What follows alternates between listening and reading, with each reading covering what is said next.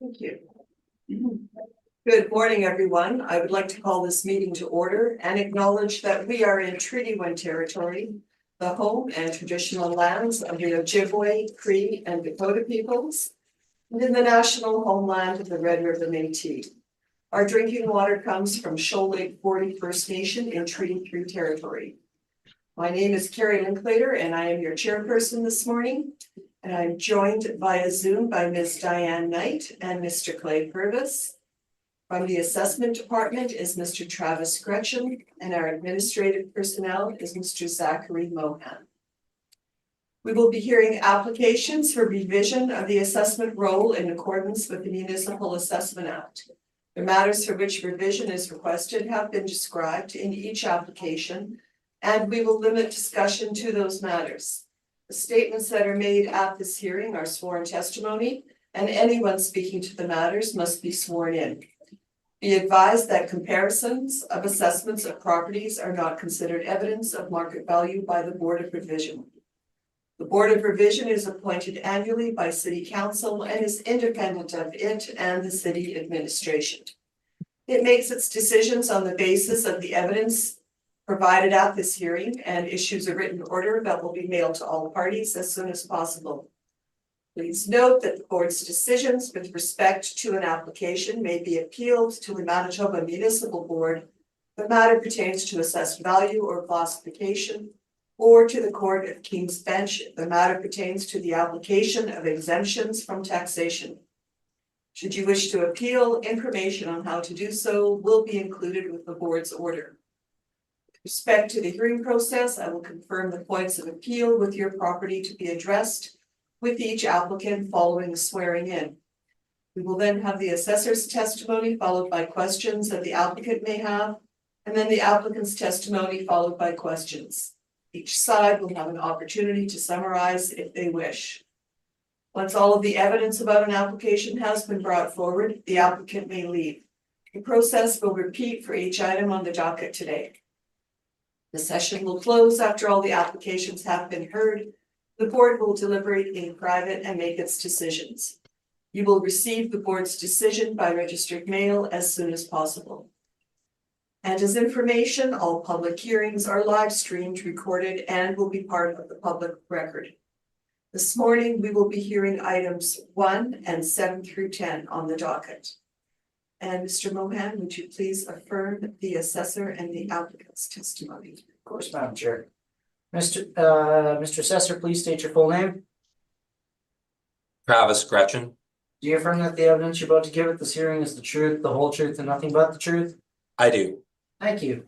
Mr. Applicant, please state your full name. My name is Jared Story. Do you affirm that the evidence you're about to give at this hearing is the truth, the whole truth, and nothing but the truth? Yes, I do. Thank you. Thank you. Just to clarify, my docket indicates item 1 was resolved. It should be item 4 and then 7 to 10.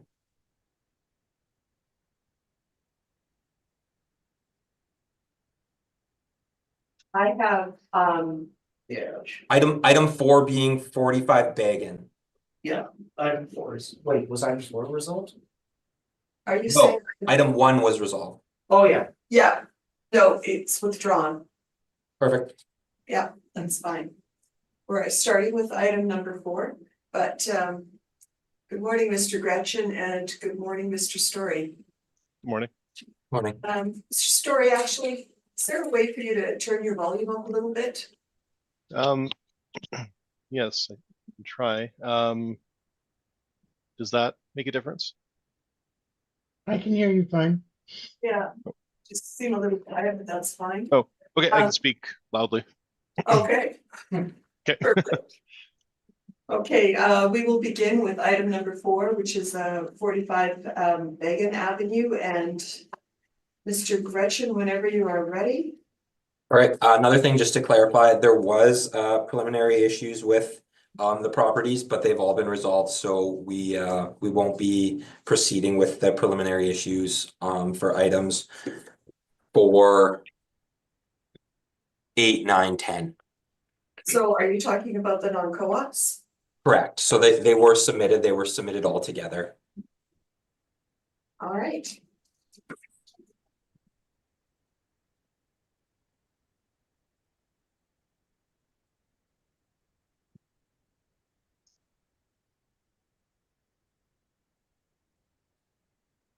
Thank you for that.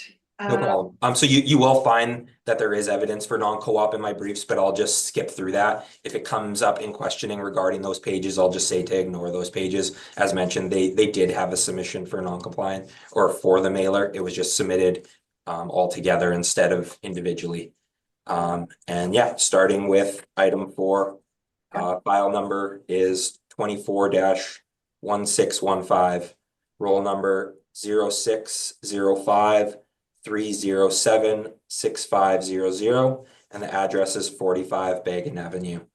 The roll year is 2025, reference date April 1st, 2023, and our assessed value is $6,084,000. It's one building consisting of 7 premises that was built in 1990, and we have 24-foot wall heights. The land area is 134,282 square feet, and the plan area is 43,056 square feet, giving us a land to plan ratio of 3.12. Moving to my page 2, you will see that there is a recent sale. The sale took place in 2021. So it's just under 2 years from the reference date, and the sale value was $5,830,000. This is a difference from the assessed value of $254,000. So our 2025 assessed value to a 2021 sale has a difference of $254,000. Moving to page 3, you'll find the maps. The subject is located in the southeast quadrant of the city between La Jamodier Boulevard and Plessis Road.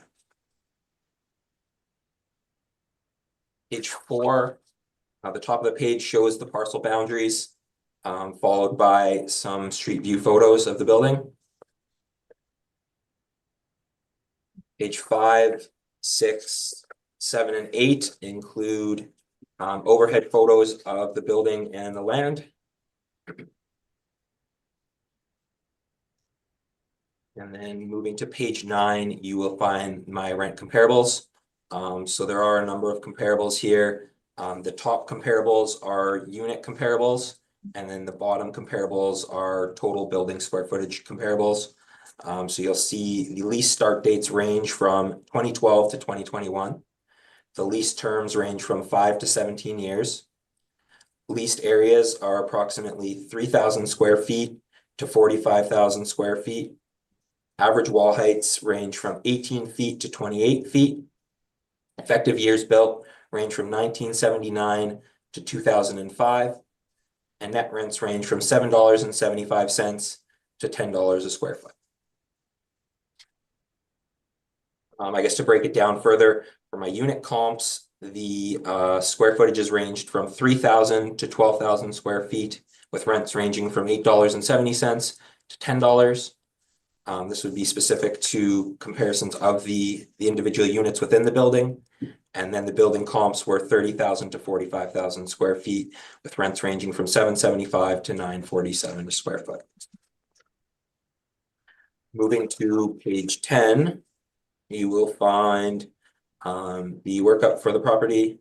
So it does consist of 7 premises. The total leasable area again is 43,164 square feet. And we have a blended rent of $8.91 a square foot. This gives us a potential rent $384,798. Vacancy applied at 1.5% gives us an effective gross income $379,026.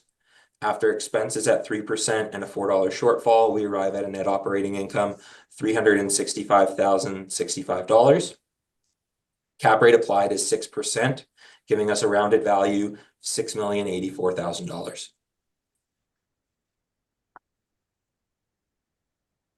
Moving to page 12, you will find my capitalization rates. So our capitalization rate is within the city's 20th to 80th percentiles, as well as that of Colliers and CBRE at 6%. Moving to, so these were the pages I was mentioning to ignore for non-compliance. So we will move to page 19, which is just the application for Board of Revision. And that concludes my presentation. I find the value at $6,084,000 to be fair and equitable and would respectfully ask the board to confirm this value. And I'm now open for questions. Thank you, Mr. Rich. Mr. Story, questions? Yes, Mr. Gretchen, I guess we'll deal with this issue first. You'd mentioned a sale. Can we agree that this was a large portfolio acquisition from one institutional owner to a REIT, to a large purchaser? So that was information that was provided to me after I had prepared my briefs. When I researched the sales, it is a sale from a REIT. On the other end, each transfer, I have the land transfer documents, goes to a different numbered company. So I wasn't aware that the purchaser was also a REIT. Mr. Story had informed me of that. However, in terms of the term he's using as a portfolio sale, sometimes when you see a portfolio sale, it's one lump sum value for the entirety of the properties, whereas each property here has been designated a sale value and has been signed off on at that value, as well as paid land transfer taxes on those values. So yes, there was a 2021 sale. Based on your information, it is from a REIT to a REIT. However, each property on this docket has been assigned a sale value. So, okay, but I guess my question is, sorry, are you saying you're not considering the transaction of the 8 buildings a portfolio sale? No, I'm saying that there's not like a lump sum, one value between all properties. Each value has a sale value assigned to it. Right. And they need to do that for land transfer, correct? Correct. Right. Okay. And each of those sales, and we'll see a number of them on our docket today, the registration date for each one is June 30, 2021, correct? Correct. Okay. Now, in terms of the IAAO standards, does it not say that those sales for large dispositions or acquisitions by large owners might need to be adjusted? Are you aware of that language in the IAAO? I'm not aware of that. Madam Chair, I did submit rebuttal in anticipation that this issue may come up. So I did submit the standard on verification and adjustment of sales by the IAAO. Would you like me to go through that now or save that to the end? Leave that after Okay. your presentation of your brief. Okay. Wonderful. Okay, thank you. Okay, so we'll deal with that after. But ultimately, Mr. Gretchen, is this assessment all modeled? Correct. Yeah, all model driven. Okay. And okay, so did you look at any of the rents in place historically or at the reference date or anything to determine if these if the rental rate that's being outputted by the model is appropriate? I did not. Okay. And you mentioned, sorry, you said that some of these comparables on page 9 are building comps and then some are unit comps. Did I hear you correctly? Yes, correct. So it is a flex warehouse. So the building is broken down into the 7 premises that I had mentioned.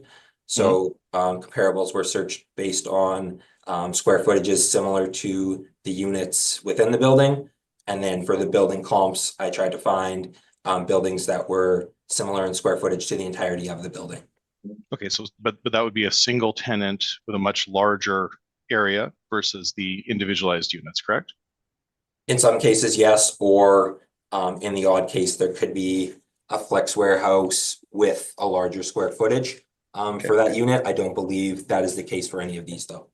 Okay, and a number of the comps are in a different region. Is that fair? Some of these are in what I would broadly call Transcona. Is that correct? For the building comps? No, so Dugald, Tarragon, well, Dugald and Tarragon are certainly in Transcona. Notre Dame would not be in this region, and then Waverly is certainly not in this region either, correct? Correct. Okay, so I guess the question is why did you not search for comps in St. Boniface? So I would obviously have started my search for comps, location specific, and then branched out on area, looking for similar age built, similar square footages. So obviously, there was limited comparables, similar to the building in the market region specific. So I would have branched out on my market region. Okay. The vacancy of 1.5%. is there anything in your brief to support a vacancy rate at that level? Not in my brief, no. Okay, and can we agree that by the Johnson report or by outside sources, the vacancy rate in the St. Boniface Industrial Park is indeed higher, a fair bit higher than 1.5%? Are you aware of that? I am aware. I wouldn't say it's a fair bit higher, depending on which page of the Johnson report you're looking at. There's some snippets from the Johnson report that are including only a limited amount of buildings, and there's other pages that include the entirety, which would be owner-occupied buildings as well. Okay, and do any of them indicate anything that resembles 1.5%? I guess that's my question. For St. Boniface, no. Okay. But if you're looking at, once again, building specific, each building is going to have a different vacancy rate. Right. We are model driven, as mentioned, so our model is a 1.5% vacancy. Right. And when you have a number of units, do you suppose you might have a higher exposure to vacancy risk than if you have a single tenant? Yes, that would be the case. Obviously, with multiple units, one tenant can leave and, you know, open a unit, but there's still, you know, there's only 7 units in the building. Tenancy, from what I recall on this building, was good. Okay, and the cap rate evidence that you've submitted is it's simply going to be for each of these briefs the chart that includes the modeled output as well as the summarized brokers report. Is that a fair comment? Correct. Yep. The city's percentiles, as well as the market evidence reports from Colliers, CBRE, and Cushman Wakefield. Okay, and the city is not showing any sales to support how the model derived those cap rates. Is that fair? Correct. Okay, and I couldn't help but notice, but in terms of single tenant, multi-tenant, and then quality, call it A or B, the city does not appear to have provided any demarcation for multi-tenant, single tenant, or quality A or quality B. Correct? It's the same. Correct. The percentiles go throughout. Okay. All right. But and the brokers do indeed Use classifications. Yeah. Okay. I think those are my questions, Madam Chair. Thank you, Mr. Gretchen. Thank you. Mr. Purvis, questions? I have a couple. We heard this property was purchased by a REIT. So none of the tenants it's not owner occupied in any capacity? Not that I'm aware, no. And did you go out to visit the property? So no, none of these properties have been inspected. And I had a small kind of curiosity question, I guess. Up in your property description on page 1, it won't make a huge difference, I don't think, to the assessed value. It says the gross floor area, and this is a warehouse space, right? Or flex warehouse? Flex warehouse, yeah. I was just wondering why the gross floor area is 43,056 square feet, but the leasable area is 43,164 feet. It's 108 square feet larger than what the gross floor area of the building is. So I'm just curious how that happens. Could be a number of things. It could have been, once again, I'm not sure, I can't speak to it, but it could be something like there was another shed or garage or something that was demolished. It could be that there was leasable area or common area. It could also just be that when mailers were submitted, the square footage didn't match what the building plan showed, or a recent building plan hasn't been submitted, so it's going off of like older data. And then it is a flex warehouse. Do you know what the tenants mostly are in this space? Like, is it being used mostly as warehouse? I mean, some of these types of facilities are more office than warehouse. I'm just kind of curious what we've got in this. I'm uncertain. I don't have that information in front of me. And it looks like it's fully leased. You've got a lot of different, looks like there's within the building 2, 4, 45, 7. and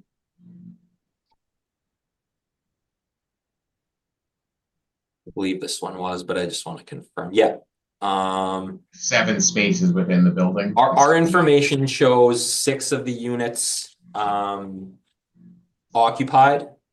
But as mentioned, I was under the impression we were seeking non-compliance, so I hadn't reviewed the most recent mailer information to determine if the 7th unit had been occupied or not. So as of today in our system, we have 6 of the 7 units occupied. Okay, just because I'm just looking at the potential rent on your page 10. There's 7 units in there. I was just curious with how closely they are tied to the actual rents. Like they seem like pretty specific numbers, so I'm Yeah, like those would be the market rents that are assigned to the premises within the building. okay. That's all my questions. Okay, thank you. Ms. Knight, any questions? Just one, you say there's one open spot there. How long has it been open?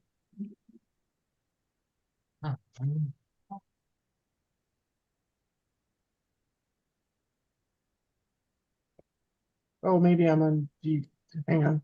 Oh, Sorry, I'm just waiting on it to load here. it's okay. I thought I was on mute. Yeah, no, I hear you. It's just computers don't work as fast as we do. Mm-hmm. So we are unit 3. Recently vacated 2022, August 2022. It's been vacant in our system. Once again, the most recent mailer could indicate that there is a tenant there. Okay. There was just some issues with receiving their mailer, so it could be something that needs to be updated. Okay, that's fine. My other questions were asked and answered. Thank you. Thank you. And all my questions have been asked and answered. Thank you, panel. Thank you, Madam Chair. Mr. Story, if you would like to proceed with your brief, please. Yes, thank you, Madam Chair. And please let me know if you have any issues hearing me in the room.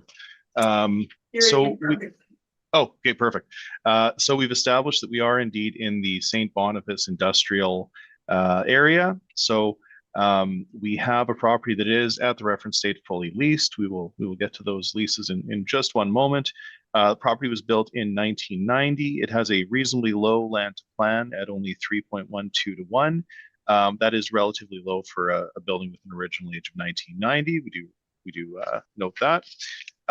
Again, that sale that we discussed was a portfolio sale. It's a large purchase, and I mentioned that we have not considered that, as we are sort of directed to proceed with caution when we see divestments and acquisitions by large institutional investors. So in this case, we have a number of properties that we're going to see today that were part of the same portfolio transaction. So 45 Beguine is a 1-story industrial building. It's on the northwest corner of Beguine and Debates. Again, that's St. B Industrial Park. So there are 7 units. The office finish reportedly varies from approximately 15 to 20%. So, Mr. Purvis, you had asked about what goes on in this building, and typically it's a true flex warehouse where you have a little bit of office up front, and then a fair bit of call it storage warehousing space at the back. So exactly what you would expect in a typical flex warehouse. Okay, ultimately the rents are in dispute, so I'll direct you to my page. We're not. Sorry about this. We're not numbered. I believe that's page should be 14 on your PDF where it says income approach. Those are the rents that are in place. So 43,164 square feet are leased. The blended rent is $8.02, which indicates a market rent per annum of $346,383. And you can see on the far right of that column that those rents are well within the window in terms of their start date to our reference date. So they're not older leases. Those would be leases that are certainly germane to our reference date. And I would suggest to you, Madam Chair, that the rents in place, the contract rents, are the best indicator of value. We've not looked to other market regions. We've looked first to the contract rents. And then on the next page, I've provided you with a very broad swath of rents in the St. Boniface Industrial Park. There are indeed a fair number of rents that we can look to. So the rents that I've provided, there are over 40 rents here, but they indicate an average rent of $761 and a median rent of $7 $8.38. So our rent of $8.02 is squarely in line. It's a little bit higher than the comps, but we believe that that is the best indicator of the market value for these spaces. We would also point out that if you were to purchase this property, the rents that are in place, those are reasonably fresh rents, and that is indeed what an investor would be purchasing based on those contract rents. I'd mentioned the vacancy. I've included the charts from the Johnson report. The Johnson report would be considered the industry standard here in Winnipeg to track vacancy of industrial properties. And you will note that if we look at multi-tenant vacancy by district, St. Boniface is at 5.4. If we look at December investment vacancy rate by district, that's the next one down, which is not multi-tenant, but rather just investment vacancy. St. Boniface is indicating 6.6. So certainly a fair bit higher than 1.5.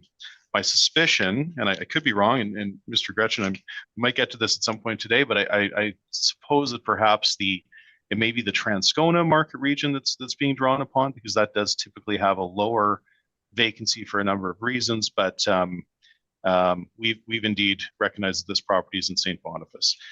In terms of the cap rate that we've applied, we've provided you with our cap rate study and summarized our conclusions in our brief. But ultimately, for this property, it is a good quality building, no issues there. So we are suggesting a cap rate of 6.25%. I believe that to be quite reasonable. So, and our vacancy that we've applied in this case is 3%. Now, I do think that it would be reasonable to use a slightly higher vacancy rate, but we have fresh rents, so there's not any looming vacancy. If an investor were looking at this property, they may apply a more optimistic vacancy rate of only 3%. So that's precisely what we've done. And we recognize that the rents that are in place are the best indicator of contracts. We've applied those rents as well. And then our capitalization rate is 6.25%. And I think that is a well-supported cap rate for a property of this vintage and this location and this type. So ultimately, Madam Chair, our value calculates to $5,131,719, which we then round to $5,132,000. So again, that requested value is $5,132,000. I have some photos. You can see the interior is effectively what you would expect. You've got warehousing space and then some functional office space. This is from a leasing brochure. I have not inspected the property for the purpose of our report today, but I have visited it for previous cycles and I'm well aware of it. And we've not made any adjustments for condition. We operate under the assumption that all is in good order. So no adjustment for condition or any such thing. So ultimately, Madam Chair, we've applied the actual rents. We've applied a vacancy that we believe to be more reasonable given the market region, and a cap rate that is supported by both the brokers and our study at 6.25, and that again leads us to an indicated market value of $5,132,000. I will leave my presentation there, and I'm happy to take your questions, and I thank you. Thank you. Mr. Gretchen, questions? Yes, thank you, Madam Chair. So going to your vacancy rates and what you had mentioned in my questioning, you are aware that there is another page on the Johnson report prior to the pages that you included, which includes all inventory.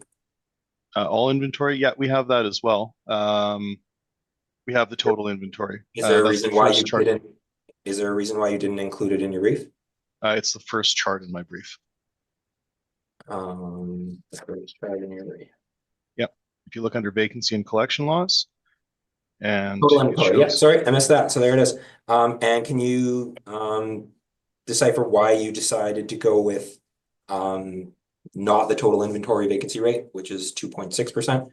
Oh, well, the total inventory vacancy rate does actually support our 3%, because the Johnson report doesn't necessarily consider bad debt and collection laws, and we do consider that as a concern that ought to be considered in the vacancy rate. So at 2.6% for total inventory, Now we can become more granular and look to multi-tenant, which I think is more appropriate. But if your position is that the 2.6 doesn't support 3%, I would suggest to you that if you consider vacant or bad debt and collection loss, it does indeed support that that reasonably low rate of only 3%. So I think we're in good shape with 3%, and there's a very reasonable argument that it ought to be higher. In fact. Yeah, thank you. I wasn't saying that it didn't support 3%. It was just you didn't reference it. You referenced the 5.6%. So I just wanted to make everyone aware and make sure that you were aware that total inventory was listed at a lower percentage rate. And that concludes my questions. Thank you. Ms. Knight, any questions? Yeah, St. Boniface, is this not on Dugald Road? It's so Just before Plessy's? So Dugald is to the north of this property, and there is once you cross Dugald, then you are in. Oh, so the right, Yeah. if I'm going east, the right hand side is St. Boniface, the left hand side is Transcona?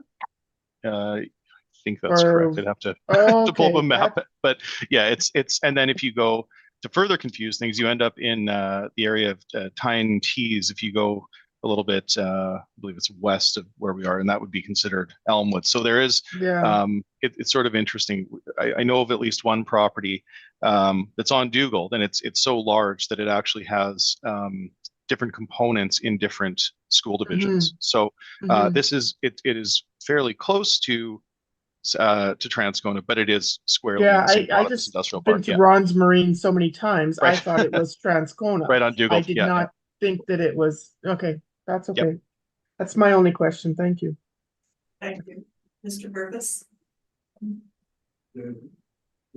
I don't have any questions. Okay, thank you. Mr. Story, I just have one question in regards to your photo. Yes. You said you had inspected this property in the past. I'm just wondering, it looks like there's the 7 premises and they're all sort of lined up with each other. And I'm wondering if every premise has an overhead door. Oh, so just to be clear, Madam Chair, I didn't inspect the property. I've visited it a number of times for previous cycles, but I've not done a walkthrough. It does look like each property does have a looks like dock loading at the back, and that's exactly what we would expect to see in a flex warehouse. A back loading area, and then some, what we'll generally call functional office space at the front to run the operation. So that's a very typical flex warehouse setup. Yep. I have seen, I'm asking because I have seen flex warehouses that all the premises don't have a loading dock. Right. Yeah, that's fair. Yeah. Oh. Yeah. Yeah. I All believe right. these Sorry, ones do. Yeah. I do have one more question. Yes. Sure. please. Yeah. In regards to, we were asking on the previous one about the open, he said there was 6 units, one was open, and you're showing on your page 12 that all of them are full? Yes, it's currently fully leased. Yep. Okay. And you can see Miss Knight on the far right there. When it started, yeah. When they start, so they are indeed fresh rents. They're not old or anything like that. Yep. Okay, thank you. Thank you. Just one more question to you, Mr. Story, just out of curiosity. Where would you, in your opinion, rate St. Boniface industrial area?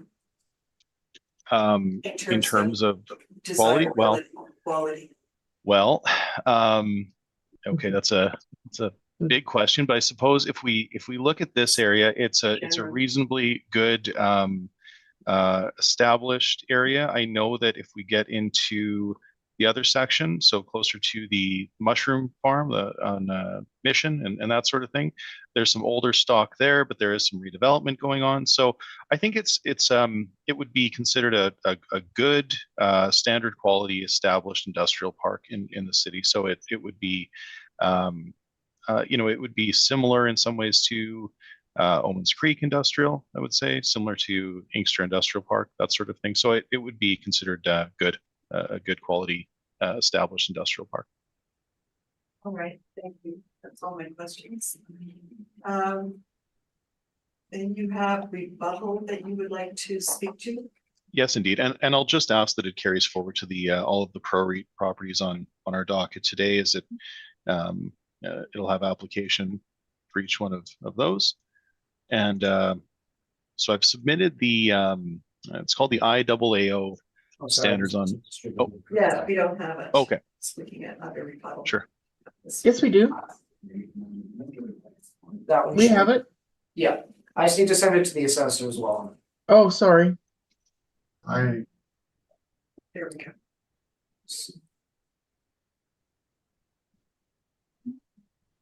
Okay, if you let me know when you all have it, I'll just touch on the key points.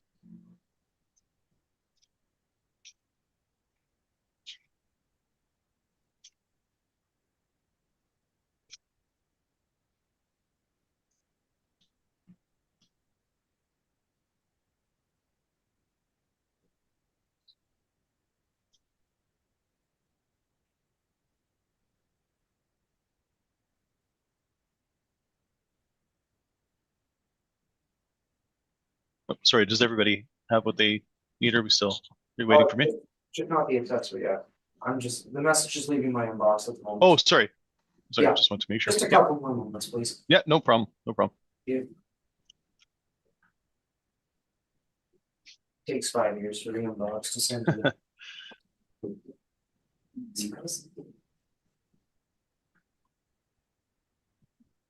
Okay, should have just left, so just if you can let me know, Mr. Assessor, when you get it.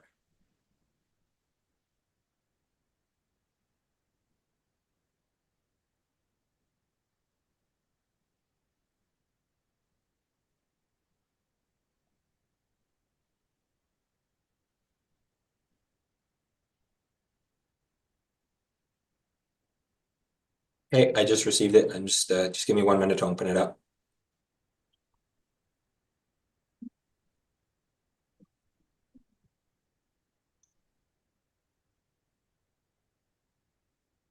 Okay, I'm good. Thank you. All right, thank you. Mr. Story, if you would like to proceed. Yes, thank you. So the document that I've submitted here in rebuttal, Madam Chair, is called the Standard on Verification and Adjustment of Sales.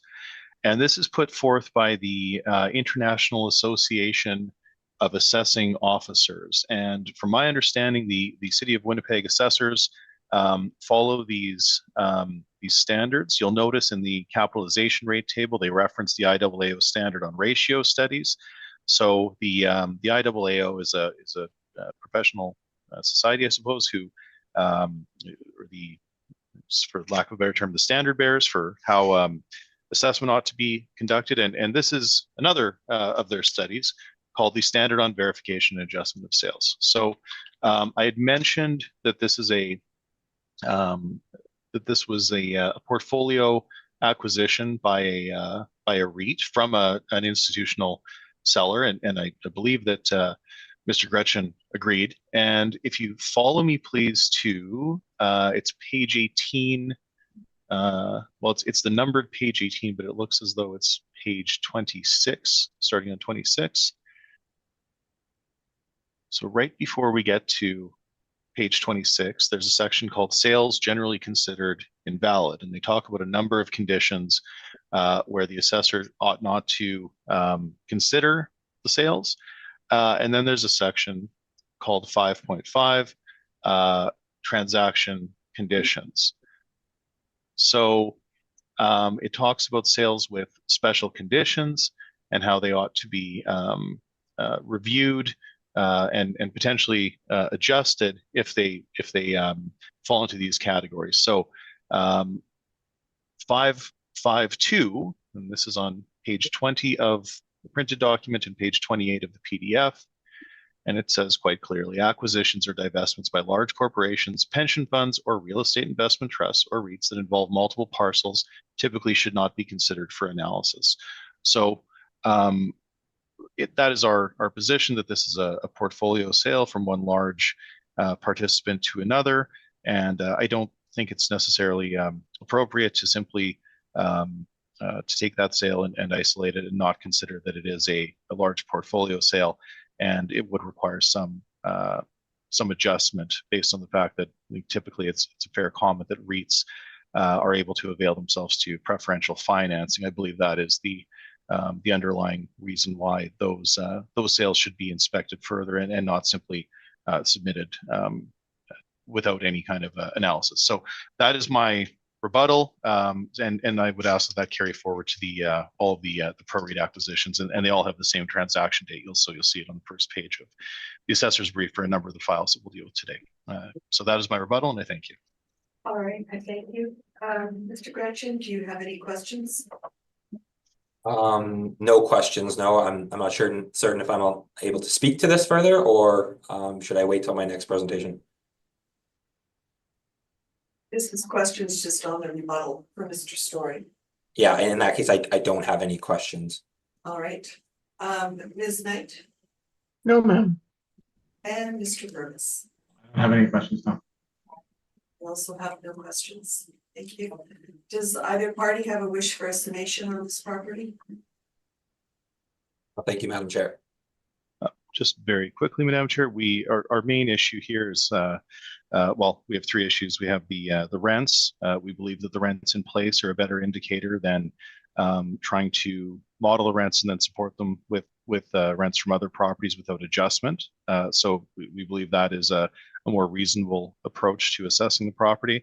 We believe that the vacancy that we've applied of only 3.3% is reasonable. The 1.5% is too low. And the 6.25% cap rate has been applied based on our study, and I believe that's well supported as well. So we would ask that our submission be given weighted consideration on that basis, and I thank you. We will now move on to item number 7, which is 15 Durand Road.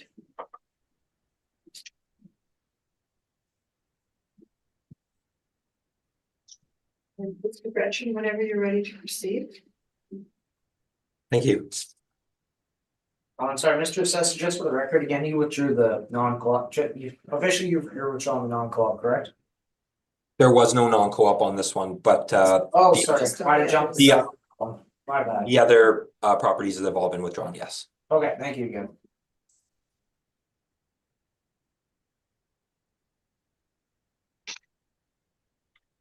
All right, so as mentioned, this property is not included in the sales that were previously mentioned.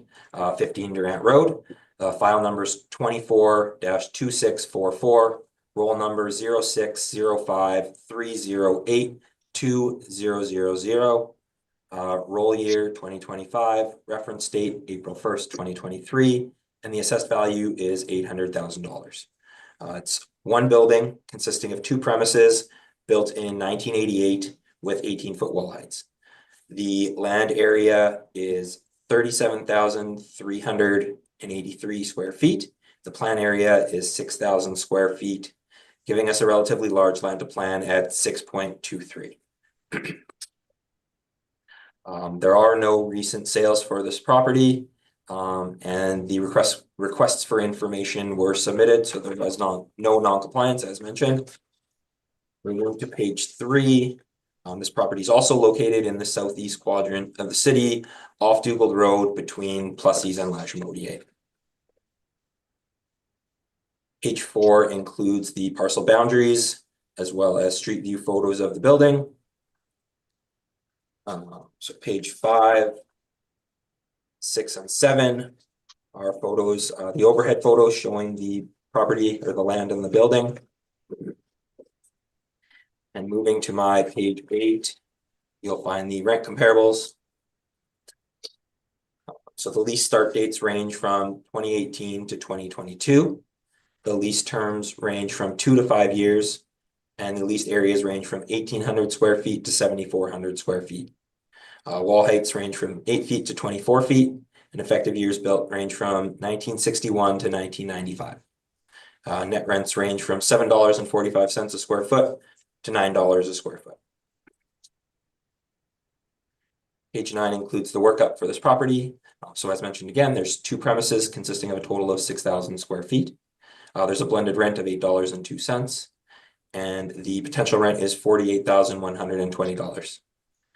Vacancy at 1.5% gives us an effective gross income of $47,398. After expenses at 3% at $4 shortfall, we have a net operating income of $45,616.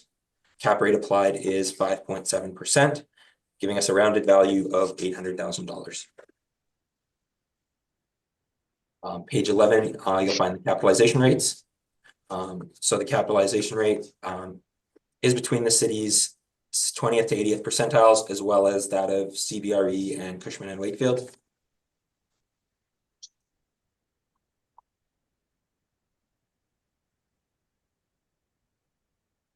And page 15 includes the submission for Board of Revision, and that concludes my presentation. I respectfully ask the board to confirm the value at $800,000, and I'm now open for questions. Thank you, Mr. Gretchen. Mr. Story? Yes, thank you, Madam Chair. Mr. Gretchen, have you, has anyone inspected this property from the city of Winnipeg, to your knowledge? I have not. I don't know that I have the information easily accessible in front of me, but I can do a quick check. Well, if you haven't, it's okay.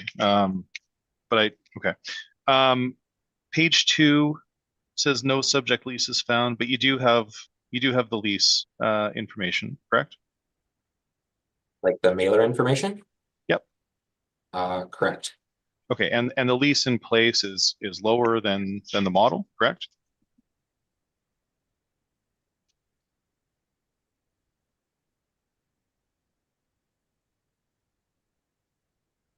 Don't have the lease rate in front of me, but the potential rent is lower, yes. Okay. And can we agree, or is it your understanding? I see that the model has treated this as a flex warehouse, but this is pure storage. Is that your understanding? Once again, I haven't inspected, Okay. so I'm uncertain. So and this is sort of interesting. Are you aware this is a property that was settled, but the adjacent, the neighboring property, Eastside Ventilation, they rent this space. Are you aware of that? Correct. Eastside Ventilation is the tenant. Yeah, and they own the building next door on a separate roll, so they lease this from the neighbor for storage. Correct? Correct. Okay. And when I look at the rent comps, again, these are all in, I'm going to say Transcona and Elmwood. Is that fair?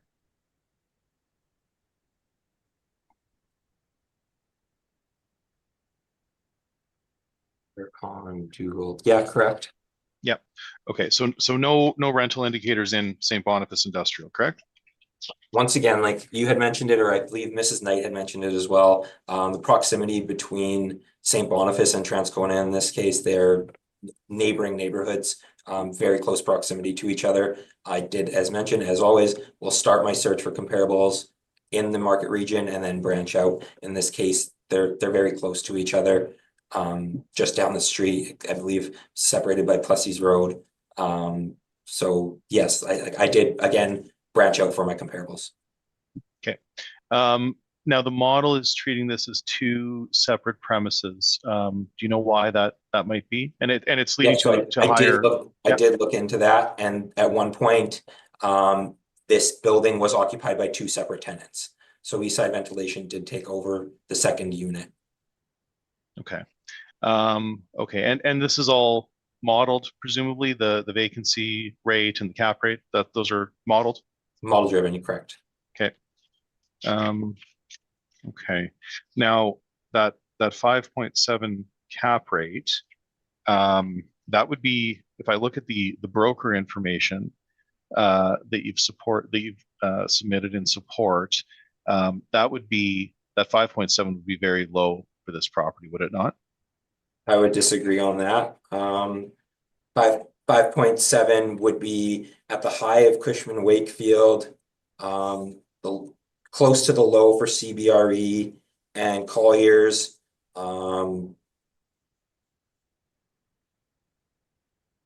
Yeah, it is on the lower end. I'm not denying that. But it also is 6,000 square foot building, relatively new, built in 1988 in a good area. So I do feel that the cap rate is supported. Okay, but sorry, you're not suggesting that this is an A class building, are you? No, I'm not by any means saying Okay. it's an A-class building. Okay. But also saying that the characteristics of this building are supported by this cap in terms of smaller size, newer build, good location. Okay, and just to be clear, because you said something about Cushman and whatever, but the industrial B cap rate indicators by the brokers would indicate a cap rate of 6 to 7.5%, correct? Oh, correct. You know what? Sorry, that it was my mistake. I looked at the tenant A. So tenant Right. B, it would be on the low end. Okay. For Cushman Wade. Right. Okay. Those are my questions, Madam Chair. Thank you. Questions, Ms. Knight I don't have any. and Mr. Purvis? I don't have any. I just want to confirm that the owner and the tenant are separate parties. Right. Thank you. Thank you. Mr. Gretchen, just one question to you. This being a flex warehouse and used for storage, what is the ideal wall height for flex storage properties? In your opinion? Honestly, it can vary. Once again, flex gives the interpretation that it's open for multiple uses. It could be retail, it could be office, it could be warehouse storage. In this case, it is being used for warehouse storage. 18 feet is more than reasonable. Modern buildings are built at close to 18 and up, even maybe 16 and up. But once again, depending on the use and being a flex warehouse, that kind of opens the uses, retail, office, storage, warehouse. But 18 feet is adequate for this building, in my opinion. Thank you. Mr. Story, if you would like to proceed. Yes, thank you, Madam Chair. Okay, so we are here at 15 Durand. Mr. Purvis, you'd asked if the tenant and the owner are related parties. They are not. They are independent. So the building at 11 Durand is East Side Ventilation. So it's the neighboring property. They rent this property from the neighbor, again, to store their equipment. And I have a number of photos. I have inspected this property, had some bit of a history with the property, so I'm well aware of it. It is in St. Boniface. It would be considered a low quality storage warehouse. I'm not sure why the city is suggesting that it's a flex warehouse. It is a storage warehouse, and there is some, you could describe it as a bit of a storage compound area, and you can see by the photos there's a number of elements being stored outside. There's even a small Quonset hut. Now all of that space is rented from the owner to the neighbor, who I believe you might consider that a motivated party, as they're right next door. So this provides them great efficiency. They are renting this building 6,000 feet for $6.40 a foot. I looked to some lower quality rents, buildings, two buildings that I found built in 1970 and 1983. Those are renting at $525 to $690 a foot, indicating an average of $563 and a median of $525. So it may very well be that the neighbor is motivated and may pay more than some other interested party based on the proximity to their main holding. However, we've applied it as a good indicator of rental value. Once again, we've included our vacancy submission, as well as our cap rate conclusions. So for this property, we've applied $6 per foot to 6,000 square feet. That is supported by the lease in place. We've used a vacancy of 3%, again, reasonably low, but definitely supported by the Johnson report in our submission. And in this case, we've used a cap rate of 6.5%. Now, there's a good case to be made that a higher cap rate ought to be used for the quality, but we do have to recognize that we do indeed have a very good land to building, as Mr. Gretchen had pointed out. 4 to 1 would be good. 6 to 1 is better, but it is it's a storage compound. So on balance, I think 6.5% makes good sense, and that is what we've applied. And we've done that through a site-specific analysis, not through a model or any other thing. So with that being said, Madam Chair, we have an NOI of 33,152 capitalized at 6.5%, gives us an indicated market value of $510,037, which we then round to 510,000. I have a number of photos from my last inspection. This was in, oh, there it is, August of 24. So relatively recent, and I won't go through each one, but you can see through the photos, it would be considered lower quality storage space. Mr. Gretchen had mentioned that those ceiling heights of 18 feet were adequate. I would suggest to you that that is reasonably low for what we would expect to see in a modern build, but it is what we would expect in a building of this vintage. So we have to consider how the building is being used, how it's configured, and the quality. And I think we've been very, very fair by applying a cap rate of 6.5%. We've applied a rent that might be a touch high based on the fact that there's a motivated party next door leasing it for their storage. So I believe that our value is well supported at $510,000. And with that, I'm open to take your questions, and I thank you. Thank you, Mr. Story. And questions, Mr. Gretchen? Yes, thank you. So you did mention that you were doing a site-specific valuation, is that correct? Yes. And is that applied through all parameters? Is that applied through all parameters? What do you mean? Like we've Like accepted the shortfall. So more or less, I'm pointing at the vacancy. So you're saying that you're doing site-specific based on your cap and your rent, but your vacancy, you're not applying a site-specific vacancy. Is that correct? Oh, we absolutely are. The site is in St. Boniface, and if we're working up these properties, we wouldn't use 0% if it's fully tenanted, for the same reason that we wouldn't use 100% if this tenant would vacate. We're trying to use something that is stabilized, that is supported, and that is best practice. So we wouldn't use 0% for the same reason that we wouldn't use 100% if the tenant would vacate. So 3% might be a bit low, but we have to apply some understanding that there will be vacancy and collection loss over the life of the asset. So as a stabilized vacancy rate of only 3%, I think that's well supported. Okay, and then you had mentioned potential rents based on being neighboring buildings and motivation there. Are you aware of the longstanding tenancy between Eastside Ventilation and this building?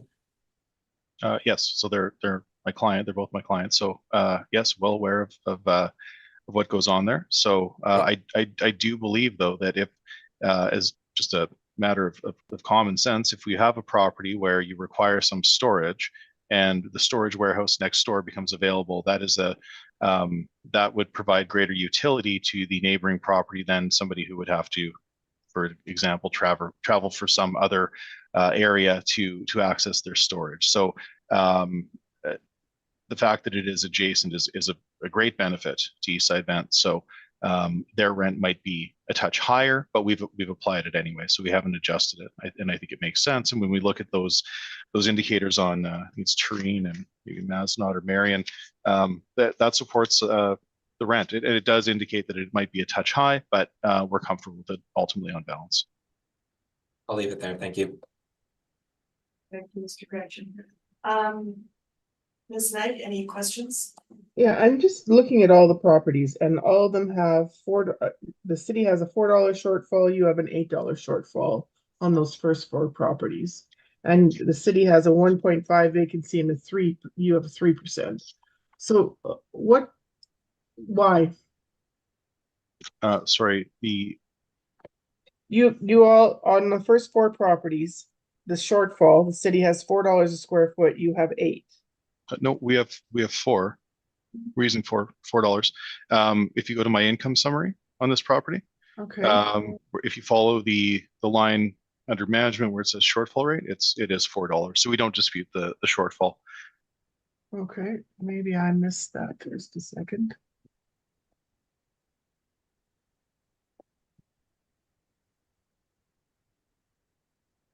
They're What different. page am I looking totals. for again? Sorry. Ms. Knight, I think it's because I like what I wrote down. There's different totals. They both have $4 per square foot, but the city's is $360. It's sorry. The reason for that is, sorry, I think I scared me a little bit there. It's Yeah. certainly so mathematically, if our vacancy is 3% and the city assessors is 1.5%, and our Mhm. shortfall is $4 a foot, the shortfall is the cost to maintain vacant space. So we will have a higher shortfall allowance based on the higher vacancy rate. That's the relationship between Okay. those two elements. Yeah, because it Yeah. was like, what? Yeah, Yeah, okay. no, that's the calculation is based on vacancy. Yeah, it's the cost of maintaining vacant space. Okay, got that. Okay. Okay, then I'm good. Thank you. Okay, thank you. Any no further questions, Ms. Knight? No, I'm good. Thank you. Mr. Purvis? That was also my question. That's why I was so quick to be able to see what Ms. Knight's concern was with Yeah. the difference of the numbers that they're, it was half as much in the cities, but that answers my question. Thank you. And I have no questions. And does either party have a wish for a summation? No summation, thank you, Madam Chair. Just very quickly, Madam Chair, I think that I have some concern that the city has misclassified this property. It is indeed a storage warehouse. The rent that we've used is supported by the contract, and the cap rate that we've used is a touch low. However, it does recognize the positive. So if we have a lower quality storage building, but we have a good land to building, I think that 6.5 cap rate is quite fair. And we do respectfully submit that our site-specific valuation is more in line with market as opposed to the model valuation. I thank you. Thank you. Thank you both. And at this time, it's just after 10. We'll just take the short 5-minute recess. Thank you. I would like to call this hearing back to order. We are moving on to item 8 on our docket, which is 30 Durand Road, looking at assessed value. And Mr. Gretchen, whenever you're ready to proceed. All right, thank you, Madam Chair. Item 8 is file number 24-1621, roll number 0605-309-1700, address 30 Durant Road, roll year 2025, reference date April 1st, 2023, and we have an assessed value of $1,655,000. It's one building consisting of 3 premises built in 1988 with 20-foot wall heights. The land area is 34,123 square feet, and the plan area is 11,760 square feet, giving us a land to plan ratio of 2.9.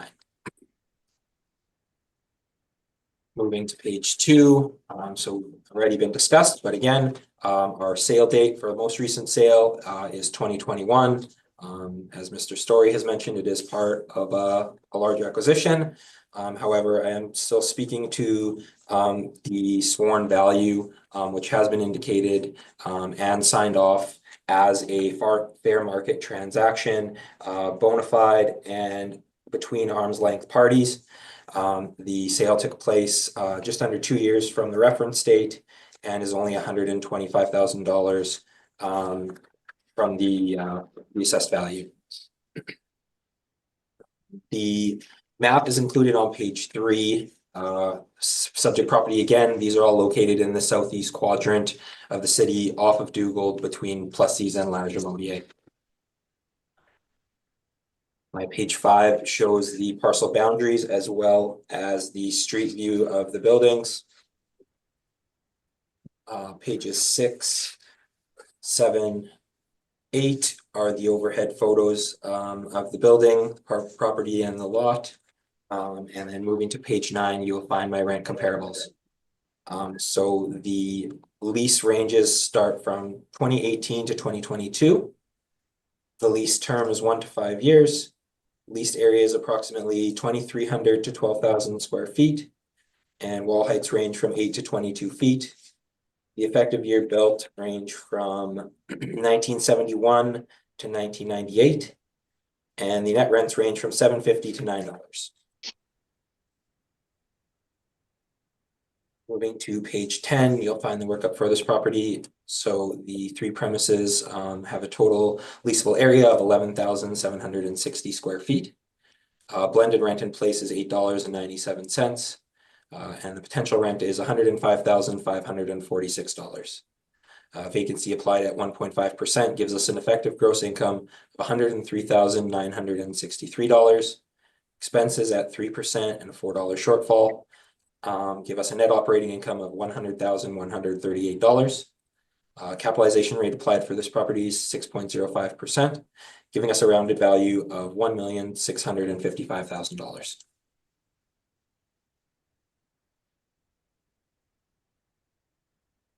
Moving to my page 12, you'll find the capitalization rates. Our cap rate at 6.05% falls inside the city's 20th to 80th percentiles, as well as Collier's and CBRE.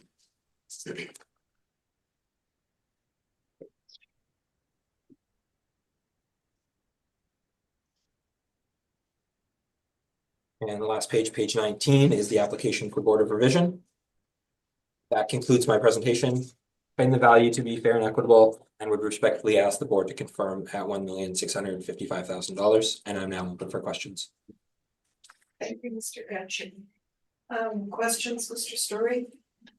Yes, just very quickly, Mr. Gretchen, this is this all model generated? The assessment? Correct. Yep. Assessment to a model driven. Okay, and once again, the rents are in Transcona and, well, McLeod and Gold Street would be Elmwood, so would Johnson. So that those would be in different market regions. And I know you'd mentioned it before, but Elmwood is a little ways away. Johnson Avenue is a ways away from where we are, correct? I believe so. Right. Johnson runs off of Henderson. Yeah. Yeah. I'm just not lost within it, but when you're referencing St. Boniface, Transcona, the discrepancy within my comparable searches is that I'm using market regions. So two neighborhoods could still be in the same market region, but are considered different neighborhoods. So for your vacancy report, for example, St. Boniface has a separate vacancy than Transcona, but would still be in the same market region. And that's the city's market region? That's how your system works it out? Is that, yeah, okay. And okay, and that's fine. So but I'm noticing these are coming up a fair bit. The properties on Terracon Place are generally superior, are they not? From your understanding? I have not inspected. Okay. I would be That's subject to your opinion. Okay, that's fine. And then just lastly, that rental indicator on Johnson West, that's a 1-year lease. Can we agree that typically very, very short leases would generally have a higher lease rate as opposed to a more typical 5 or longer lease term? I'm not going to agree or disagree. It's a one-year lease term, 2022 most recent term. I'm going to say it's representative of market rent. Looking at these comparables, it does have, it's not the newest, it's not the oldest. It does have the lowest wall height. So I think the rent in place there is representative of market rent. Sure, but okay. And just to be fair though, if you are relying on these indicators and if you're saying they're in the same market region but a different neighborhood, that's fine. But would you not agree with me that you would likely have to make some adjustment to bring them to a standard of comparability to our subject? Is that not a fair comment? I'm not going to agree or disagree again on this comment. Okay. And if it's all modeled, that's fine. Thank you, Mr. Gretchen. Those are my questions. Thank you, Mr. Chair. Madam Chair. Thank you. Ms. Knight, any questions? Just Terracon Place is just on the other side of Dugald Road, correct? And so is 1301. So one's on the north side and our property's on the south side of Dugald. Is that correct? I'm just mapping it right now. If you give me 1 second. Mm-hmm.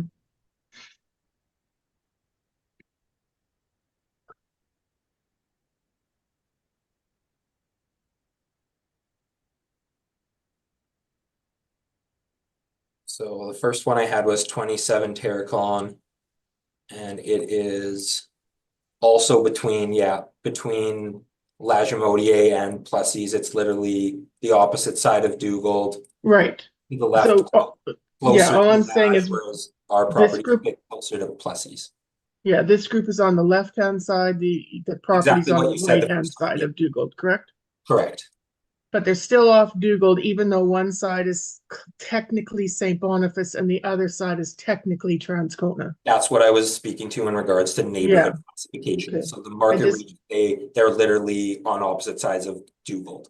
And would you say that Dugald Road is the area on either side of Dugald Road is a better area than most of St. Boniface, or an equal area to most of St. Boniface? Once again, I'm not gonna speak to it. I'm not Mhm. certain. Okay. My understanding would be that they're literally across the street, more or less, Mm-hmm. or in the same stretch between Lagimodiere and And Plessis. Plessis, right? So any market characteristics that would affect them, I would assume would be the same. There are train tracks in play, but that's beyond the Terracon place. So both Correct, these properties correct. are built on the same side of the tracks. Yeah, yeah. Okay. Thank you. Thank you. Mr. Purvis? Once again, Ms. Knight is stealing all of my thunder. Uh, those were the questions I had. I just wanted to clarify because Terracon's got sort of two industrial parks in the city. There's that one, and there's the one over off of Kenniston. So I just wanted to make sure that when we're talking Terracon Place, that is the one that's north of Dugald, not the one. Yeah. Yes, across. correct. Like I said, I'm using the same market region. So if we're going based off market regions, they are in close proximity to each other. Just the neighborhood classifications have different. Once again, St. Boniface, Transcona, and obviously this is, as Mr. Story mentioned, within St. Boniface Industrial Park. And this is again part of that The collection. Oh, yes, was sold from a REIT, as I mentioned during my sales analysis. I wasn't aware that it was a REIT purchasing because in the land transfer documents, each purchaser has a different numbered company, whereas the seller, as the original REIT, was all one numbered company. So I knew the sale, the owner owned all properties. But when I looked at my sales, each sale was registered to a different numbered company. And I maybe should have asked this question with Megan, and I think Mr. Story is probably going to have the better answer on this issue. Those two REITs are completely separate from one another. This wasn't like a REIT was reorganizing itself and sold some assets to a sort of spin-off or subsidiary. Like these are. I'm uncertain on that one. Mr. Story would have to answer that. Okay, those are my questions for you. Thank you. Mr. Purvis, would you like to redirect that question to Mr. Story? No. I found historically Mr. Story is pretty good at jumping in and answering the questions when he makes his presentation. So I'll let him include it in his flow. You read my mind, sir. Mr. Gretchen, my only question is, I just wanted to verify, I believe you said you had a blended rental rate of $8.97. I just wanted to verify that number. I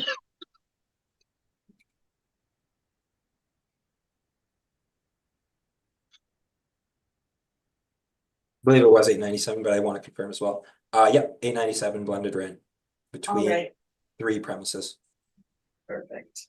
Okay, and thank you. Mr. Story, if you would like to give us your brief. Yes, thank you very much. And while it's top of mind, Mr. Purvis, the seller was an investment company. It wasn't a REIT. It's Quadrille selling as vendor and purchasers pro REIT, who are indeed a real estate investment trust, non-related, large portfolio sale, and it was publicized. It was all press released. It's in Western Investor. If you Google the addresses, you'll see it right away. There's 8 buildings as part of this portfolio. I believe previously the Pro REIT bought another portfolio as well some years prior. So it is indeed a portfolio sale between 2 very large participants. And just to clear up one other aspect that came up, Ms. Knight, you'd asked about the quality on the industrial park on one side to the other. Right. The Terracon Park is very high quality in this location. So it would be, from my perspective, it would be distortive to use those rents as a proxy for our buildings without some adjustment. So I do dispute using well, I think it's best to use properties that are in the same industrial park. There's a myriad of rents that can be drawn upon. So I think it's inappropriate to use higher quality spaces or to take the highest rents within a geographic region, then try to sort of horn them into our property without adjustment. That causes distortion. So we're very mindful of that. At any rate, we have used the actual rents in place. This has been our this is our methodology for all the properties on our docket today, where we have rents in place that are relative to the reference date. So in this instance, we have 3 tenants. We have we have 2 spaces that are 2,940 feet, 1 space that is 5,880 feet, and the rents are $875, $8, and $673. Those rents began right before our reference date for the first 2 in February and March of 2023. And then the axe throwing folks, there's one of these axe throwing type places in one of the 2,940 square foot units, and that lease is signed in September of 21 at $673. So the overall blended rent over the entirety of the square footage of 11,760 is $7.87 per foot, and those are indeed the contract rents that should be applied, as they are what an investor would have known at the time of purchase. Those are the rents, and they are, again, they're not older rents. Those are very much relevant to our reference date. So we have applied those. On the next page, once again, I've just included a number of rents from Beguine, Debates, Durand, and Mazenod. Those are all in the St. Boniface Industrial Park. Vacancy and collection loss, we've discussed, and capitalization rate is once again informed by our study. You'll note that it would appear that the model is treating a number of these properties slightly different in terms of the cap rate. We have generally applied the cap rates between, call it 6 to 6.5 or so. In this instance, we've applied 6.25, notwithstanding a slightly lower than average land to building. We've made no adjustment. We believe that a 6.25 for this property is appropriate. We've applied the actual contract rents. Vacancy, again, is at the very low end. We don't have any vacancy in the property currently. We don't have notes on a history of prevalent vacancy. So we've used our lower end of 3%, and that is to indeed to capture both vacancy and collection loss and bad debt. With all of those factors taken together, we arrive at an NOI of $85,670, 85,670. We capitalize that once again with a cap rate of 6.25%. That is supported once again by our standalone study and by the brokers. And that leads us to an indicated market value of $1,377,24, which we then round to $1,371,000. The balance of the brief includes some property details. It also includes the income statement supporting the rents that we had mentioned, as well as a rent roll. So ultimately, Madam Chair, we're very comfortable at our request today at $1,371,000, based on the site-specific analysis of the property. And with that, I thank you. Thank you. Mr. Grenshin, questions? I have no questions. Thank you, Madam Chair. Mr. Curtis. My question was answered as I predicted, so I have no other questions. Ms. Knight. No, ma'am. And I also have no questions. Does either party have a wish for a summation? No summation. Thank you, Madam Chair. No, I think we're good. Thank you, Madam Chair. All right, we will proceed then to item number 9 on the docket, which is 36 Durand Road. And then again, we are looking at assessed value, and Mr. Gretchen, whenever you are ready to proceed.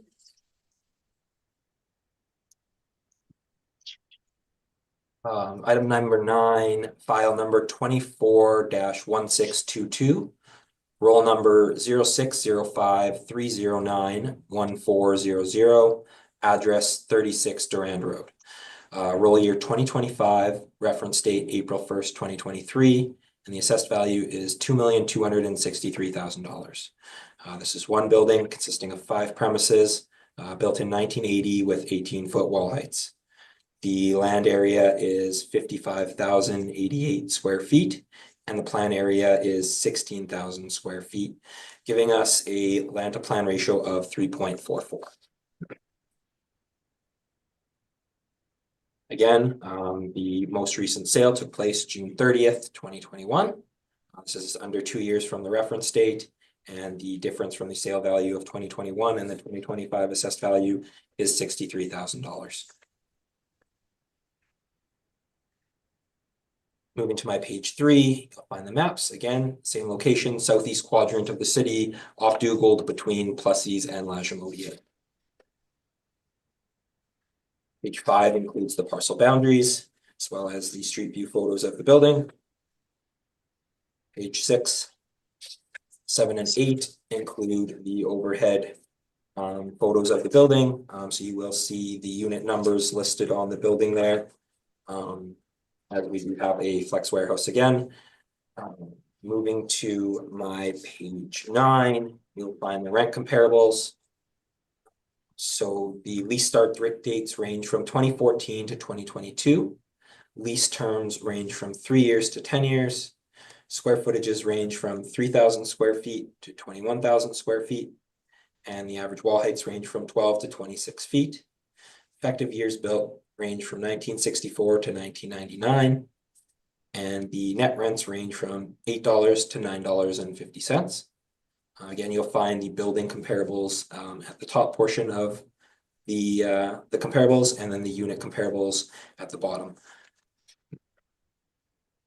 Page 10 includes the workup. So we did have 5 premises totaling 15,985 square feet, a blended rent of $8.72 a square foot, giving us a potential rent of $139,540. Vacancy applied at 1.5%, this effective gross income of $137,447. Expenses at 3% and a $4 shortfall. We arrive at a net operating income of $132,365. Capitalization rate applied is 5.85%, giving us a rounded value of $2,263,000.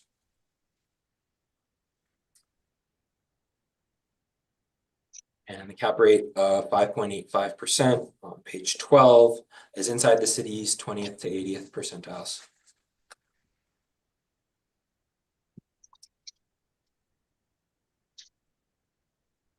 The last page, page 19, you'll find the application for board of revision.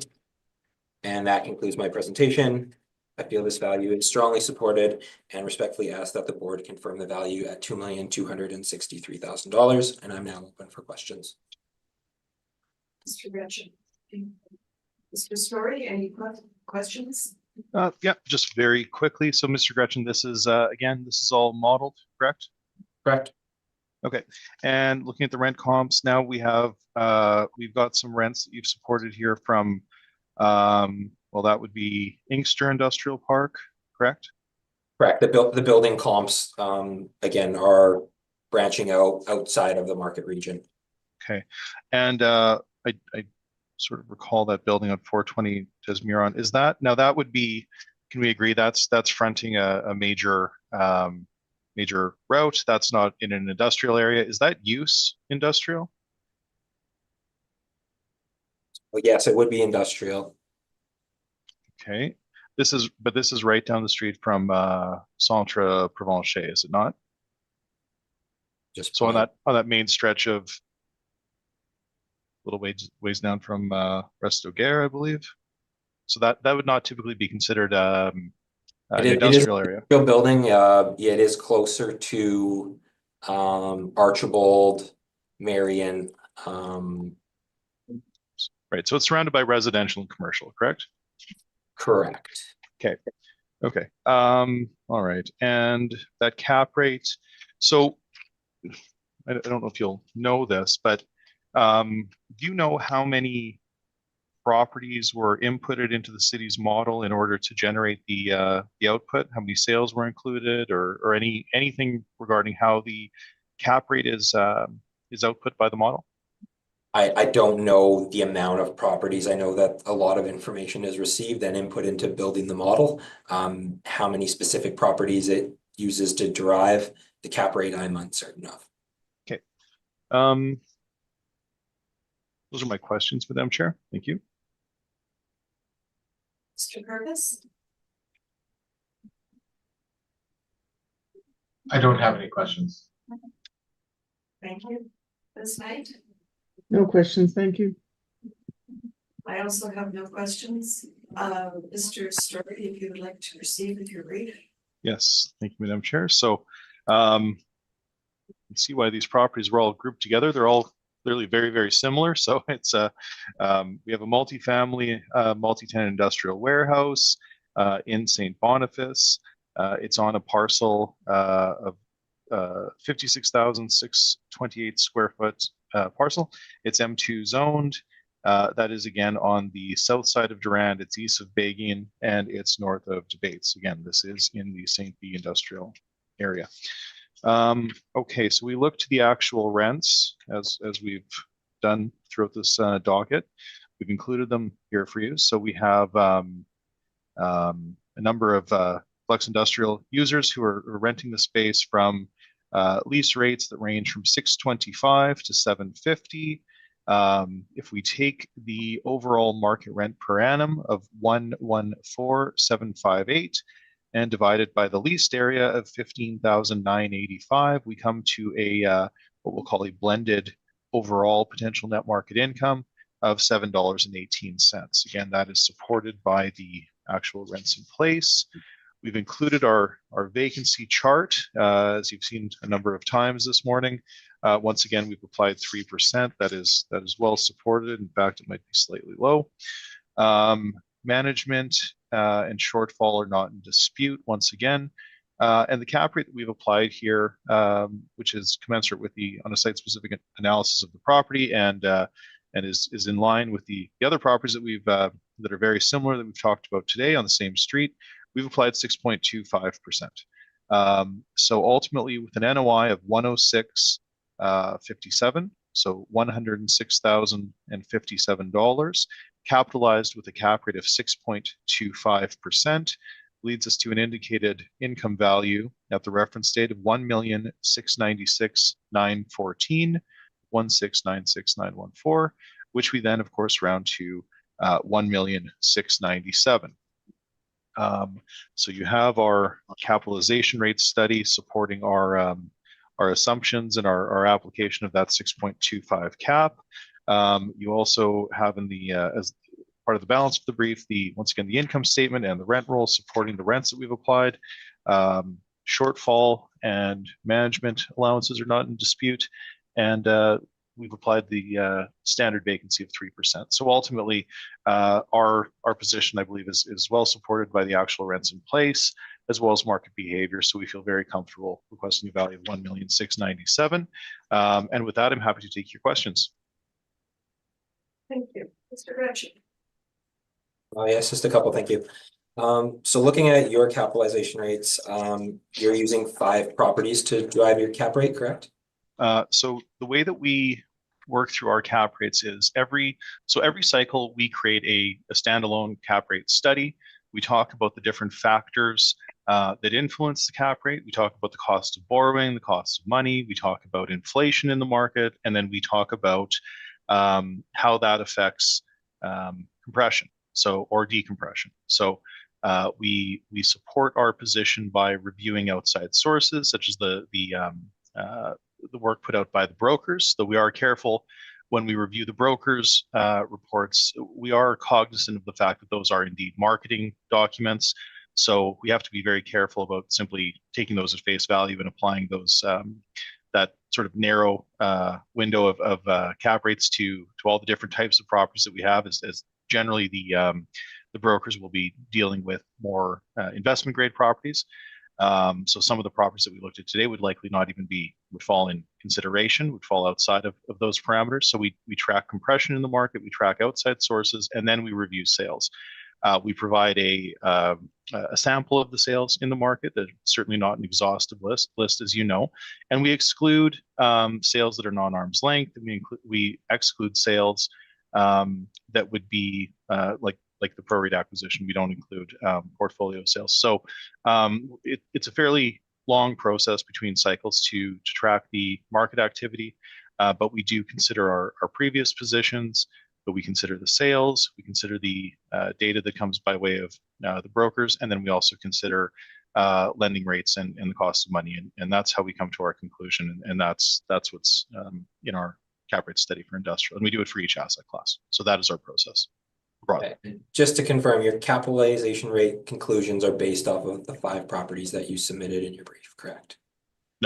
No, I think I just explained to you how we derive our cap rate ranges, and then we support those cap rate ranges with the sales that we've provided. So no, it's not based on Of the 5 sales that are included, 2 of them are in the St. Boniface industrial area, correct? Sure, yeah. Okay. But we're not, right, but we have to be careful. We don't simply take a cap rate from a different property and try to simply slap it onto another property when it's in subject. We have to look to we have to sometimes make adjustments. So if we have, as I mentioned, I'm not saying that by any means, just to cut you off there. I'm just saying that 2 of the 5 are in the St. Boniface Industrial Park. Yep. And those 2 are both over $100,000 or 100,000 square feet. And we're looking at a 16,000 square foot property as the subject. So would you not agree that there's more risk in a larger square foot building than there is in something at our subject property, 16,000 square feet? Risk in terms of there's more risk in a very large building. I think that there's a high degree of risk or a higher degree of risk for single tenant industrial buildings that are over 100,000 square feet. I would agree with you on that. And yeah, in these larger buildings, you're going to see larger sale prices, which would narrow the field in terms of purchasers. Would you agree on that? I know that the city will say that, but I understand the hypothesis, though I haven't seen good evidence of that so if that were true, then when we have smaller industrial assets that come up for sale, we would expect to see big bidding wars or prices over and above the asking price. And if you have evidence of that would be great to see. But I understand the hypothesis. I'm not satisfied that I've seen information germane to our reference state that supports the hypothesis. But I have heard the assessor say that. I've not seen good proof of it. Right, and I'll end my questions there. Thank you. Thank you. Ms. Knight, any questions for Mr. Storr? Yeah, I'm sorry. I just have to ask about this shortfall again, because on the city's page, it says shortfall $4 a square foot for $959. On your page, it says shortfall rate $4 a square foot, and you've got double. Right. It's because the way we calculate shortfall is one of the multipliers is the vacancy rate. So if our vacancy that's where the difference is. Okay, got it. So it's a That's what I was. I knew I was missing something in that calculation, and I wasn't quite sure. Yeah, that's why it's sort of better. It's the trickiest calculation in the schedule. Yeah, I understand, but it's simply based on a higher vacancy. Okay, and then I had one more question, but what the heck was it now?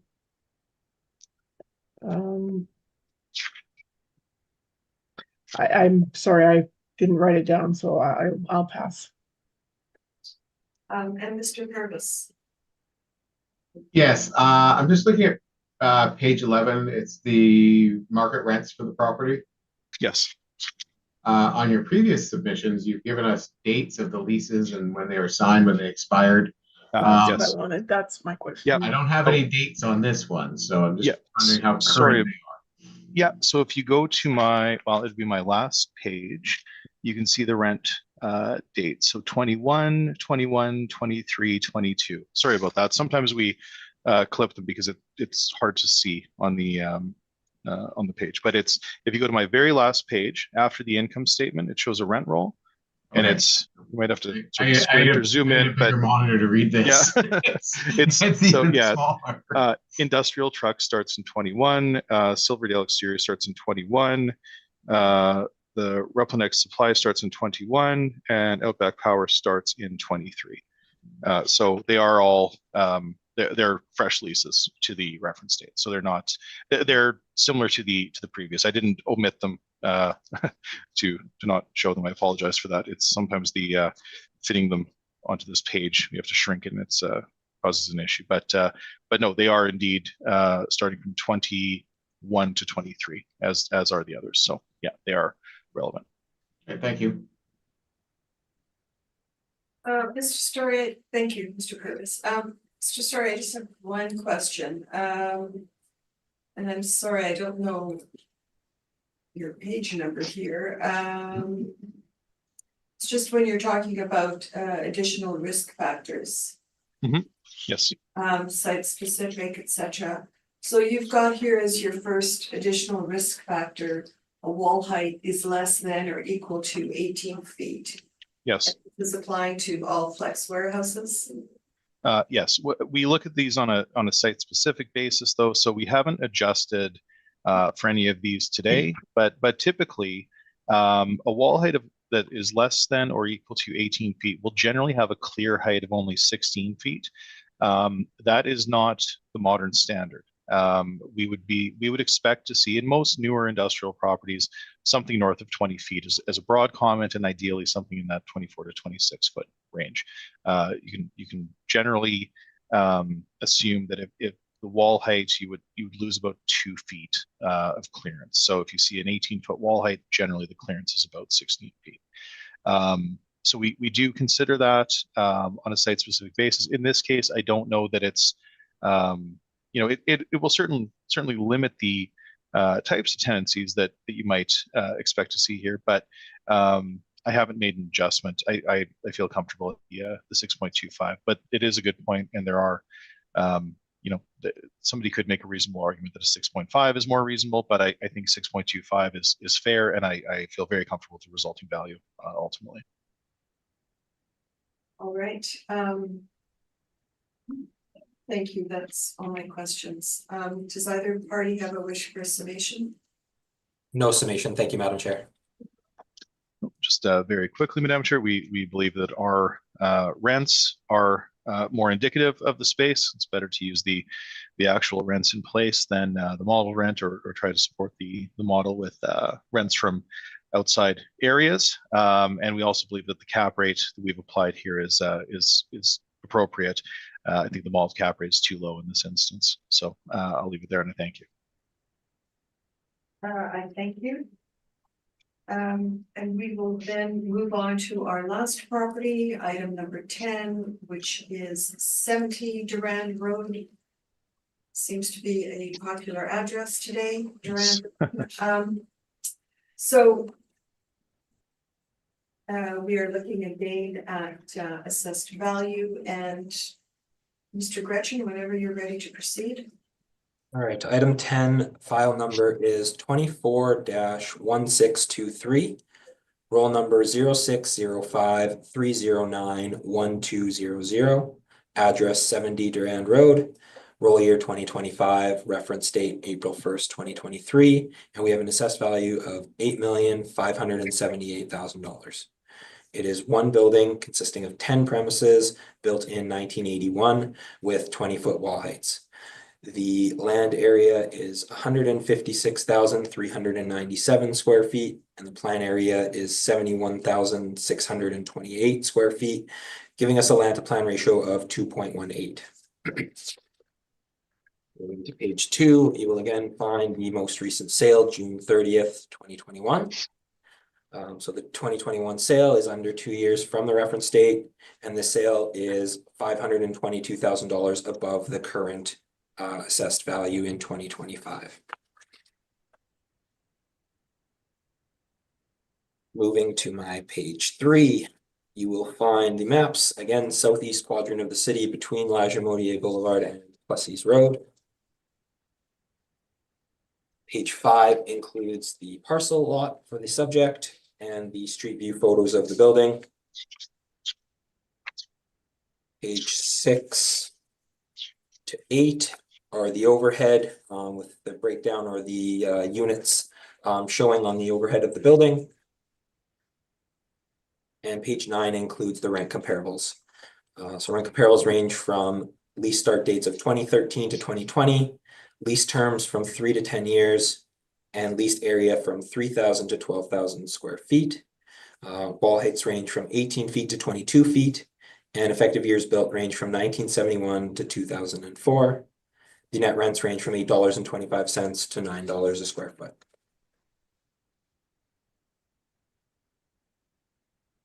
Moving to page 10, you'll find the workup for the property. Again, the leasable area for the total building, 72,186 square feet. And we have a blended rent of $8.20, giving us a potential rent of $592,623. Vacancy at 1.5% gives us an effective gross income of $583,734. Expenses at 3% and $4 shortfall.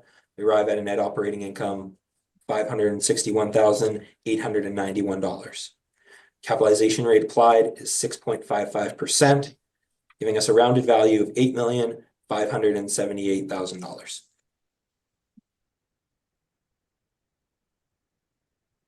Moving to my page 12, the cap rate of 6.55% falls inside the city's 20th to 80th percentiles and is above the highs of Collier's, CBRE, and Cushman and Wakefield.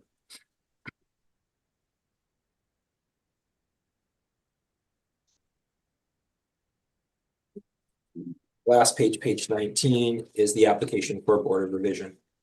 That concludes my presentation. I find the value of $8,578,000 to be fair and equitable, and would respectfully ask the board to confirm this value. And I'm now open for questions. Thank you. Thank you, Mr. Gretchen. Mr. Story, questions? Yes. So Mr. Gretchen, this is model derived assessment, correct? Correct, model driven. Yep. And the cap rate for this property is a fair bit higher than some of the others that we've seen today, substantially higher than some of them. Is that based on that very low land to plan, or what is the, do you know why that might be? That would be one of the factors. As mentioned, we've covered a couple factors that can influence cap rate. Another one that you had also mentioned is multi-tenanted larger building. So there is the higher risks for vacancy within a unit. So the cap rate should reflect that as well. Okay, and the modeled rent that's been output here is, I think, $820 or $821 a foot, correct? Correct. Okay, and then all of your comps though are in some cases a fair bit higher than that, correct?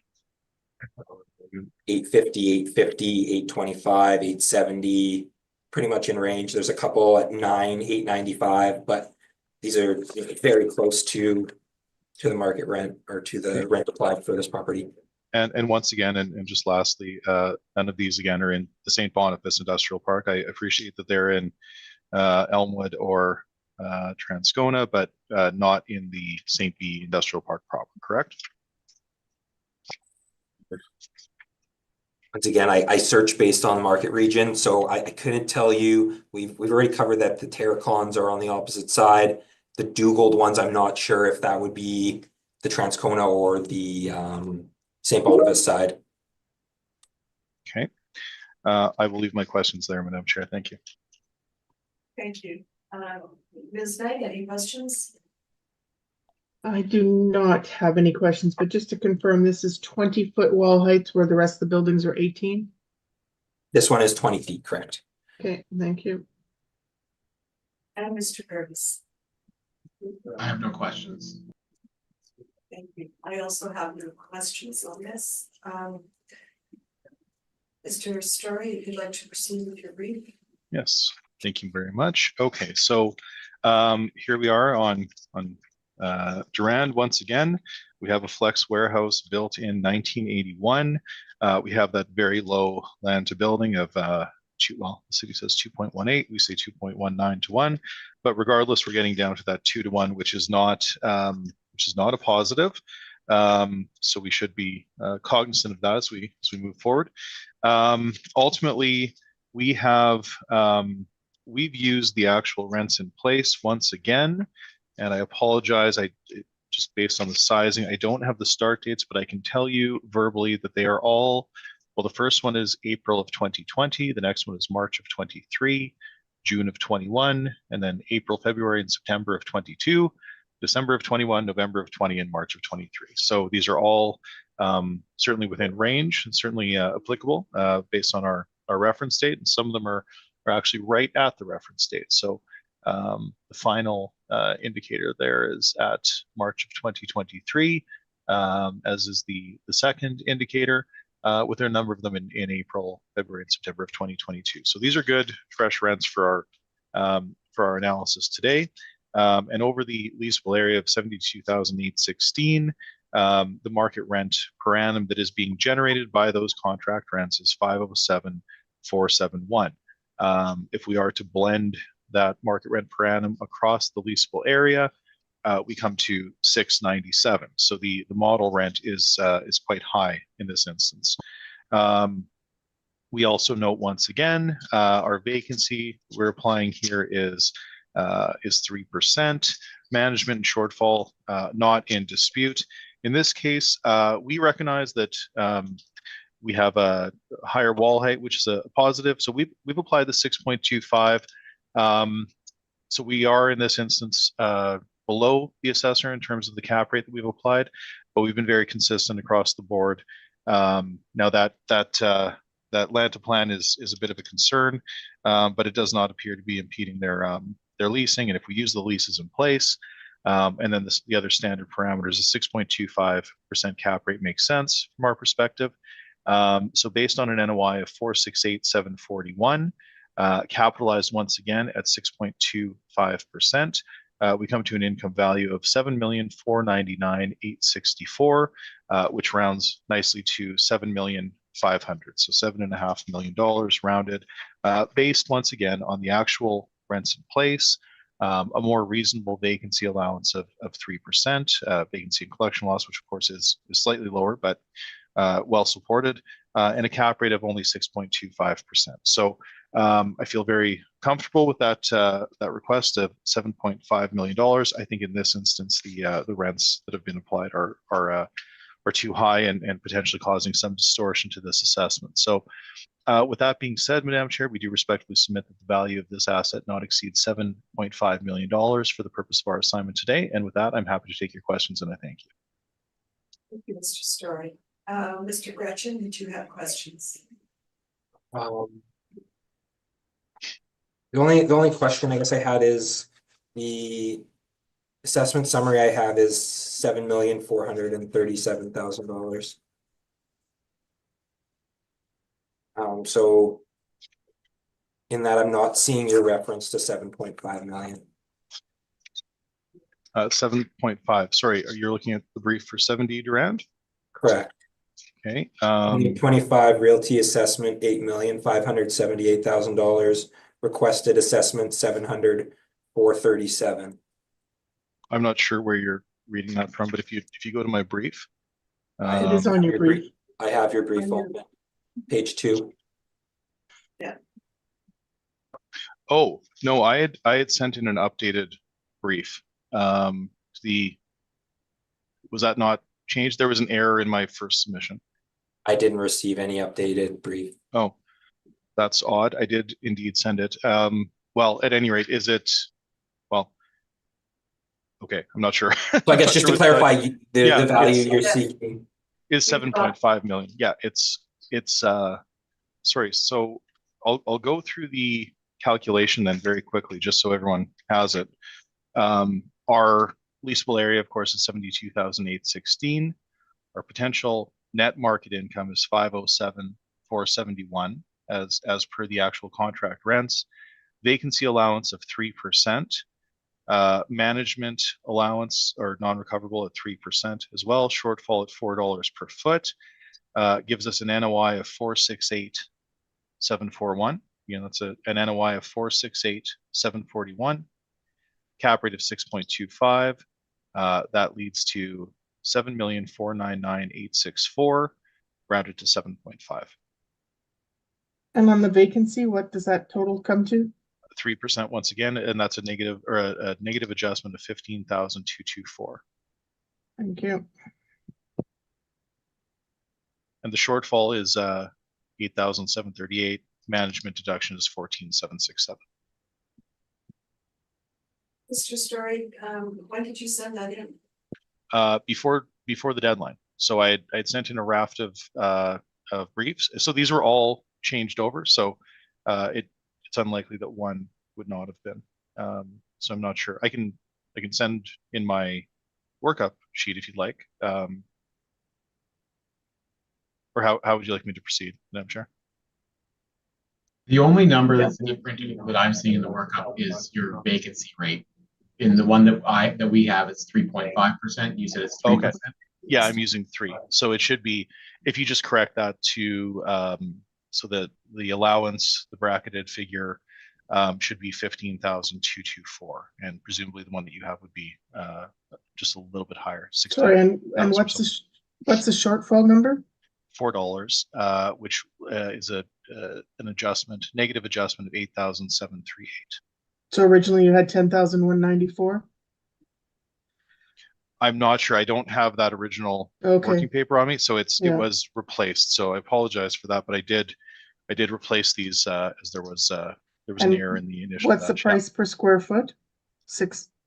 Oh, that I don't have. I didn't calculate. Okay, that, excuse me, everybody. Mr. Story, I'm just gonna ask you if you could just send us just a copy of it. Sure. Yes. Just Yes. so we have correct numbers. Absolutely. Yeah.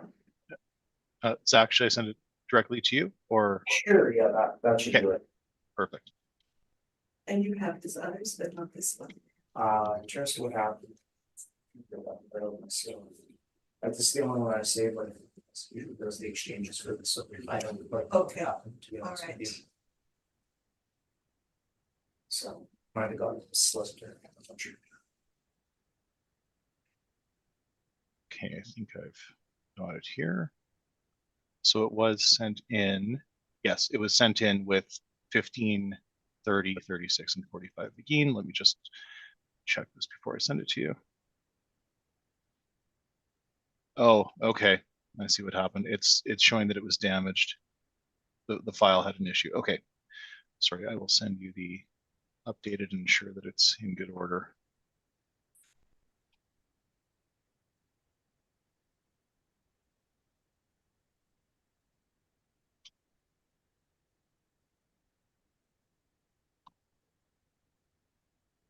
There we go. Okay, it's on the way to you now, Zach. Sounds good.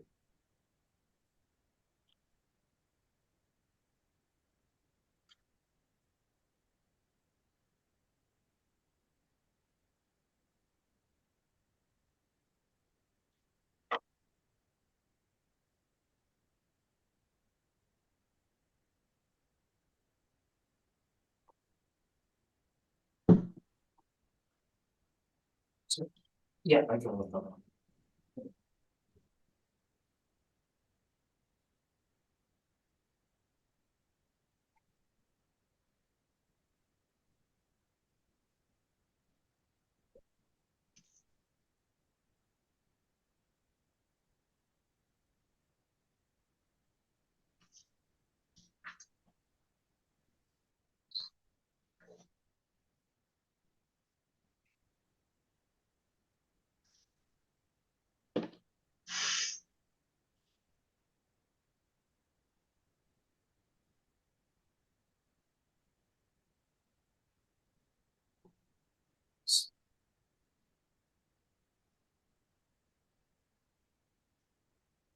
Mr. Mohan is just distributing it to everyone. Karen Steve first, manager. Yeah, it should be under the same thing. I 10. It's going to be the updated one. Right, thank you. And yeah, hold on.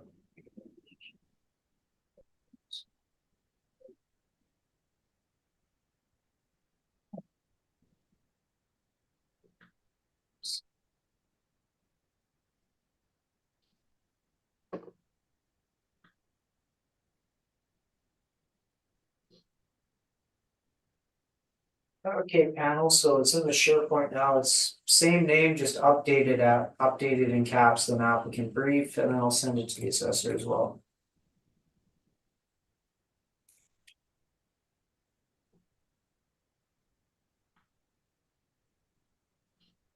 Got it.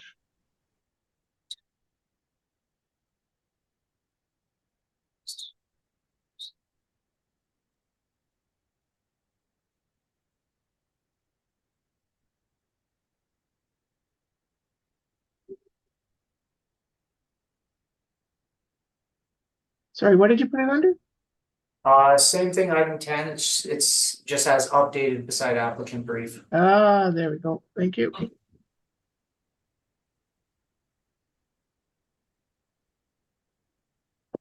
Right.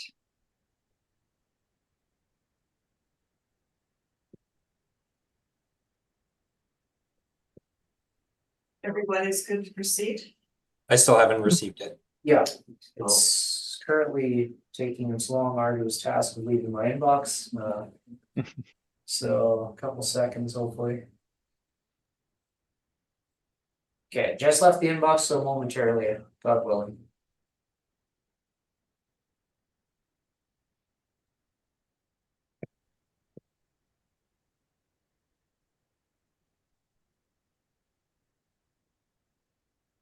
Is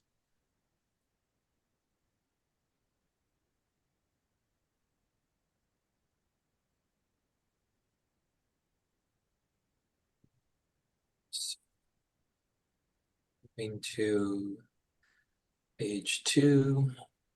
Or no, sorry, what page was the workup on? The full workup? Page 18. 18. 18.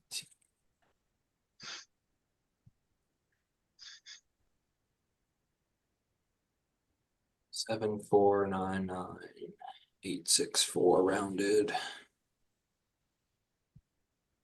And it was the change to 3% vacancy.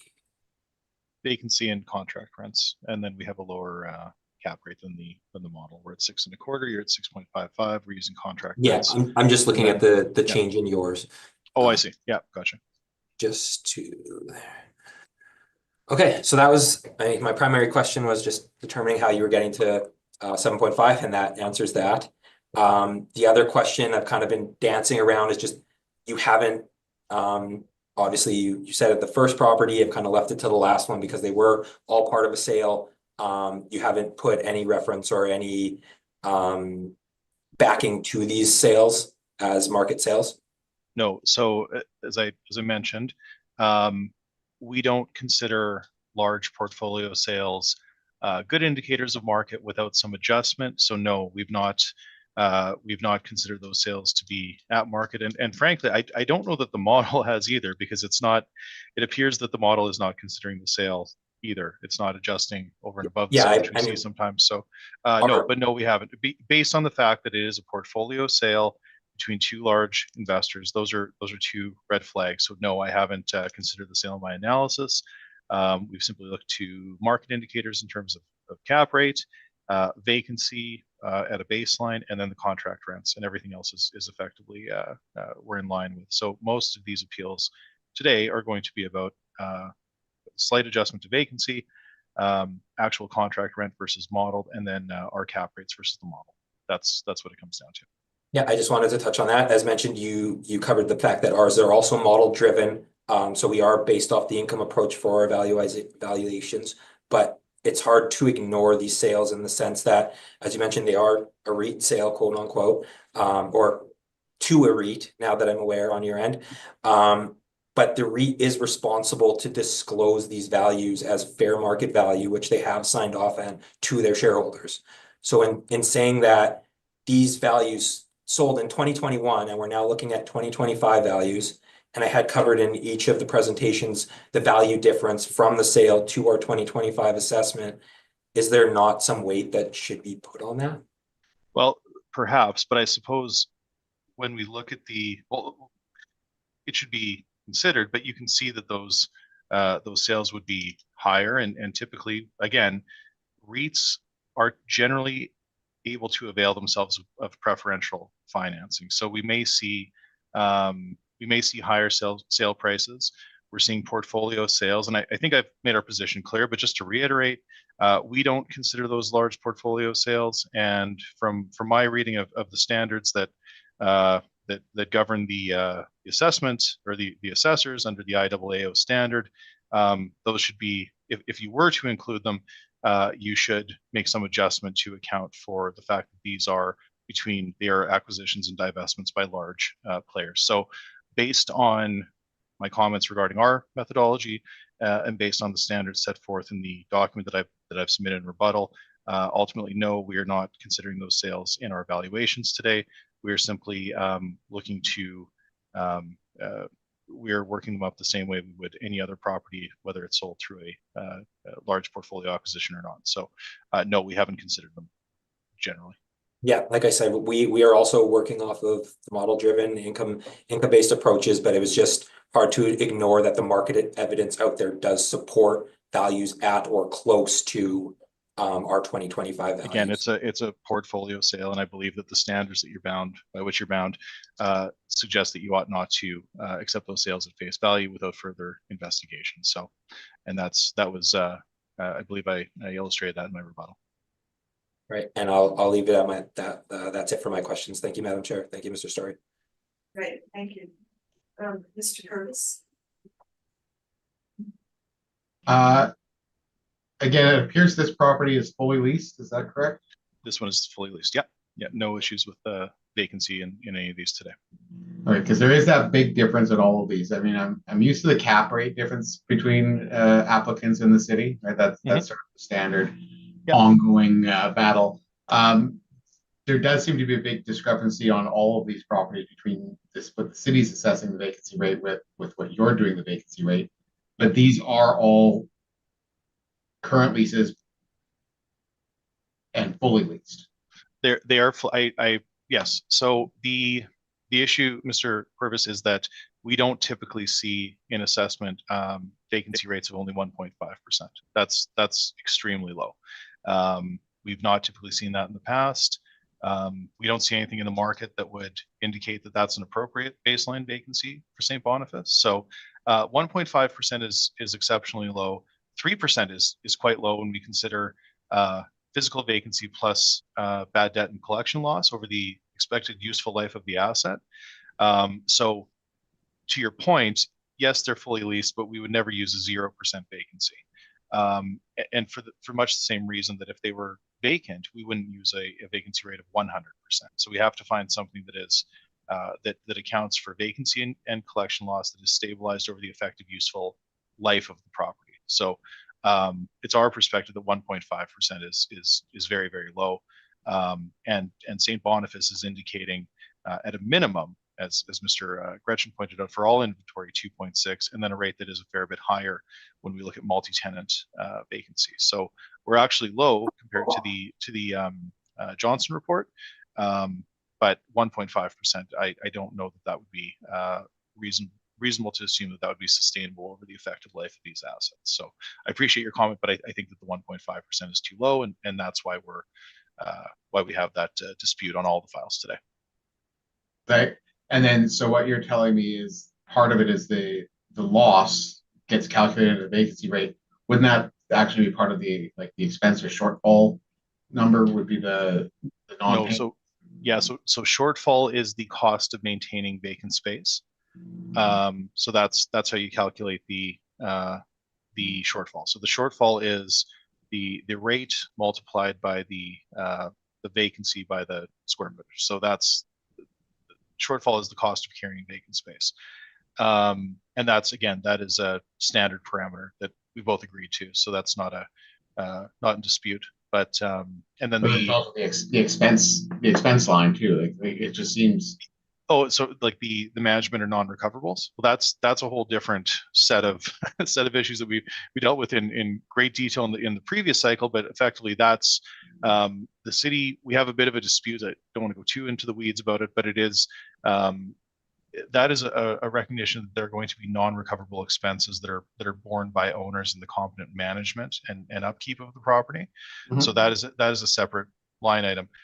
Collection loss and bad debt is in the vacancy that falls under the vacancy line. So when the Johnson report is indicating structural or physical vacancy for all inventory in the St. Boniface region at 2.6%, it doesn't account for collection loss. When we look at multi-tenant vacancy in St. Boniface at the reference date, as I mentioned, it is trending higher. But part of our job is to be reasonable and not simply say, well, this year it's 20% and this year it's 10%, or 1 year it's 1 or it's 5 or whatever, and to constantly change to create a sort of a roller coaster effect. Rather, we're trying to stabilize that vacancy to a reasonable rate that would be sustainable over the use of economic useful life of the property.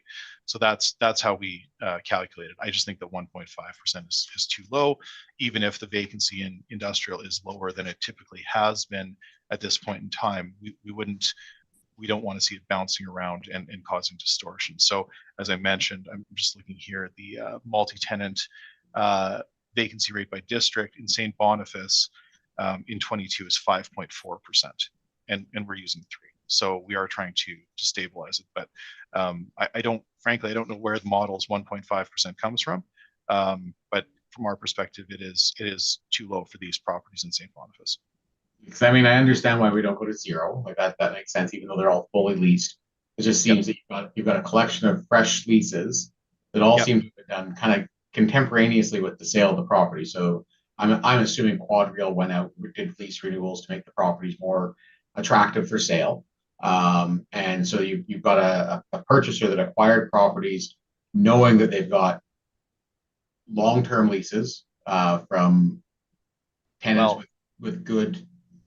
So some of those leases are actually signed after acquisition. So recall that the portfolio sale happens in June of 21, and we have a number of leases that start in 22 and 23. And one thing that we are seeing are shorter leases in industrial. So 5-year leases are more common than previously. So I don't know that the vendor went and renewed or released up all of the spaces prior to I don't know, to be honest with you. I don't know what the vacancy picture looked like at the time of disposition. But no, we would always use something that would be generally higher than 1.5%. And again, it is, I appreciate that we don't have vacancy right now, but when you have these shorter leases, when you do have turnover, we have to account for that in the vacancy allowance as well. So once again, we are trying to stabilize it. We are trying to account for actual chronic physical vacancy that may occur over the life of the asset, collection loss that may occur, and also turnover. And when we have these shorter leases, we do have higher turnover. So all that to say, I think 3% makes sense. The market indicators, particularly the Johnson report, are indicating a higher vacancy, but I think 3% is it's at the lower range of what we would apply generally this cycle in industrial. Yeah, like I said, the cap rate differences, I mean, we're all familiar with those. There's seems to be very different approaches, and even amongst the commercial real estate reports, right? The Colliers versus the CBRE, there's that number seems to be very flexible. Because I look at it and I'm looking at the desire to use the existing rents versus market rents, to use the actuals. Well, if we're going to use the actual rents and the actual leases, doesn't seem to then make sense that we would use the fact that it's also 100% leased. Well, that a lower vacancy rate maybe does make sense, because if you want the benefit of lower lease numbers, you take the bad of the fact that, hey, you're fully leased, you don't get to have a 3% write-off. I understand that. Now, just to be very clear though, we believe that the rents in place are the best indicator of market. So the model is generating a rent. We're not sure what the parameters are or what rents go in and why certain rents go out, but we have seen over the course of this docket that the rents that are being used to support rents in these buildings, in these flex warehouses and storage warehouses in St. Boniface, the assessors, in order to support what the model has put out, is using superior rents in different areas of the city and in higher quality locations. So I would not suggest that the rental comps would be a better indicator of market. I would suggest to you that the rents that were signed, because they are within that relevant reference period, those would be the best indicator of contract rent for this space. So I understand that it is sort of an interesting application using vacancy when you don't have any vacancy. Well, why use 3%? But again, it is based on trying to stabilize that vacancy over the useful life of the asset and not simply capturing that exact moment. I suppose that would be our position. Okay, thank you. Ms. Knight, any questions for Mr. Story? No, ma'am. Mr. Story, I just have one question. Sure. I'm going to call it a housekeeping question. The city has, Mr. Gretchen has on his brief that the square footage is, the leasable area is 72,186. And you have 72,816. And so I'm assuming that is just a reversal of numbers on your part? Nope, ours is actually, if you go to my page 11, it's calculated by the rent roll. So that is a calculated figure. I'm not sure where the city's comes from. That is interesting though, that it's the it's the same numbers in a slightly different order, but ours is calculated right from the rent roll. So not sure how the city arrived at theirs. Sorry, the city has 72,186. Yeah, I have 72,816. Oh, sorry. So yeah, slight difference, but ours is calculated from the rent roll. So I would ours is higher, but that's fine. That is what's indicated on the rent roll. All right. And And I think we also kind of talked about this on a different property. It could be something as small as like common areas where the gross area might be larger than the actual leasable just because there's common area, or also just something that was supplied in a mailer or a floor plan, so that the small difference in square footage could just be taken there. It could also be a typo. Yeah, it could also be a type. Yeah. That's great. Thank you. I just wanted some clarification on that. Does either party have a wish for a summation? This is. I guess in a summation, yes, for this case.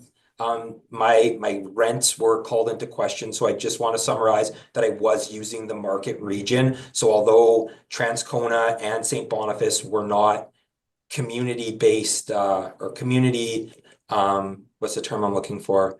I guess divided by community, they're still within the market region, and I did start my searches within the market region of the subject property for all rent comparables. These are current or applicable rents to the market, and I did provide market evidence to support this. So that would be my summation for the values that we've presented today. Thank you, Madam Chair. All right, thank you, Mr. Gretchen. And Mr. Story. Yes, very quickly. So thank you, everyone, for listening to our concerns today. Our point of contention here across all the commonality is that the rents that we have in place ought to be considered the best indicators of market value. Those are the contract rents. If somebody were to purchase the property as of the reference date, the contract rents that they would be purchasing are those rents in place. I don't know how the city breaks up, the city of Winnipeg breaks up the city into different areas, but I can tell you with great certainty that all of these properties are indeed in the St. Boniface Industrial Park.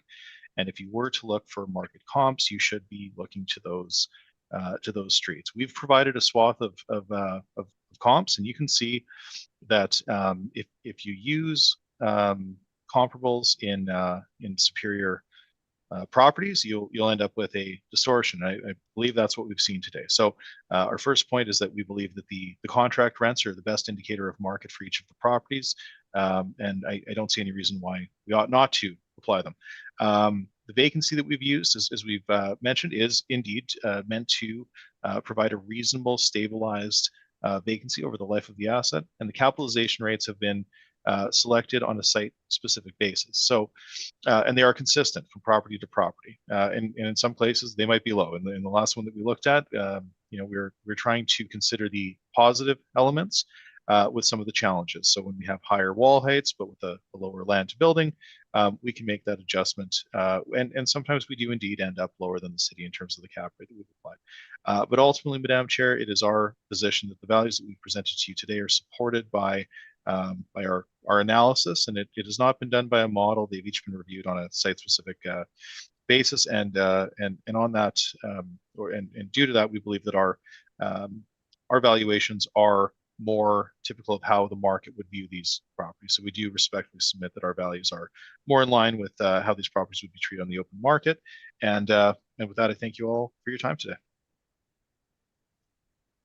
So, thank you.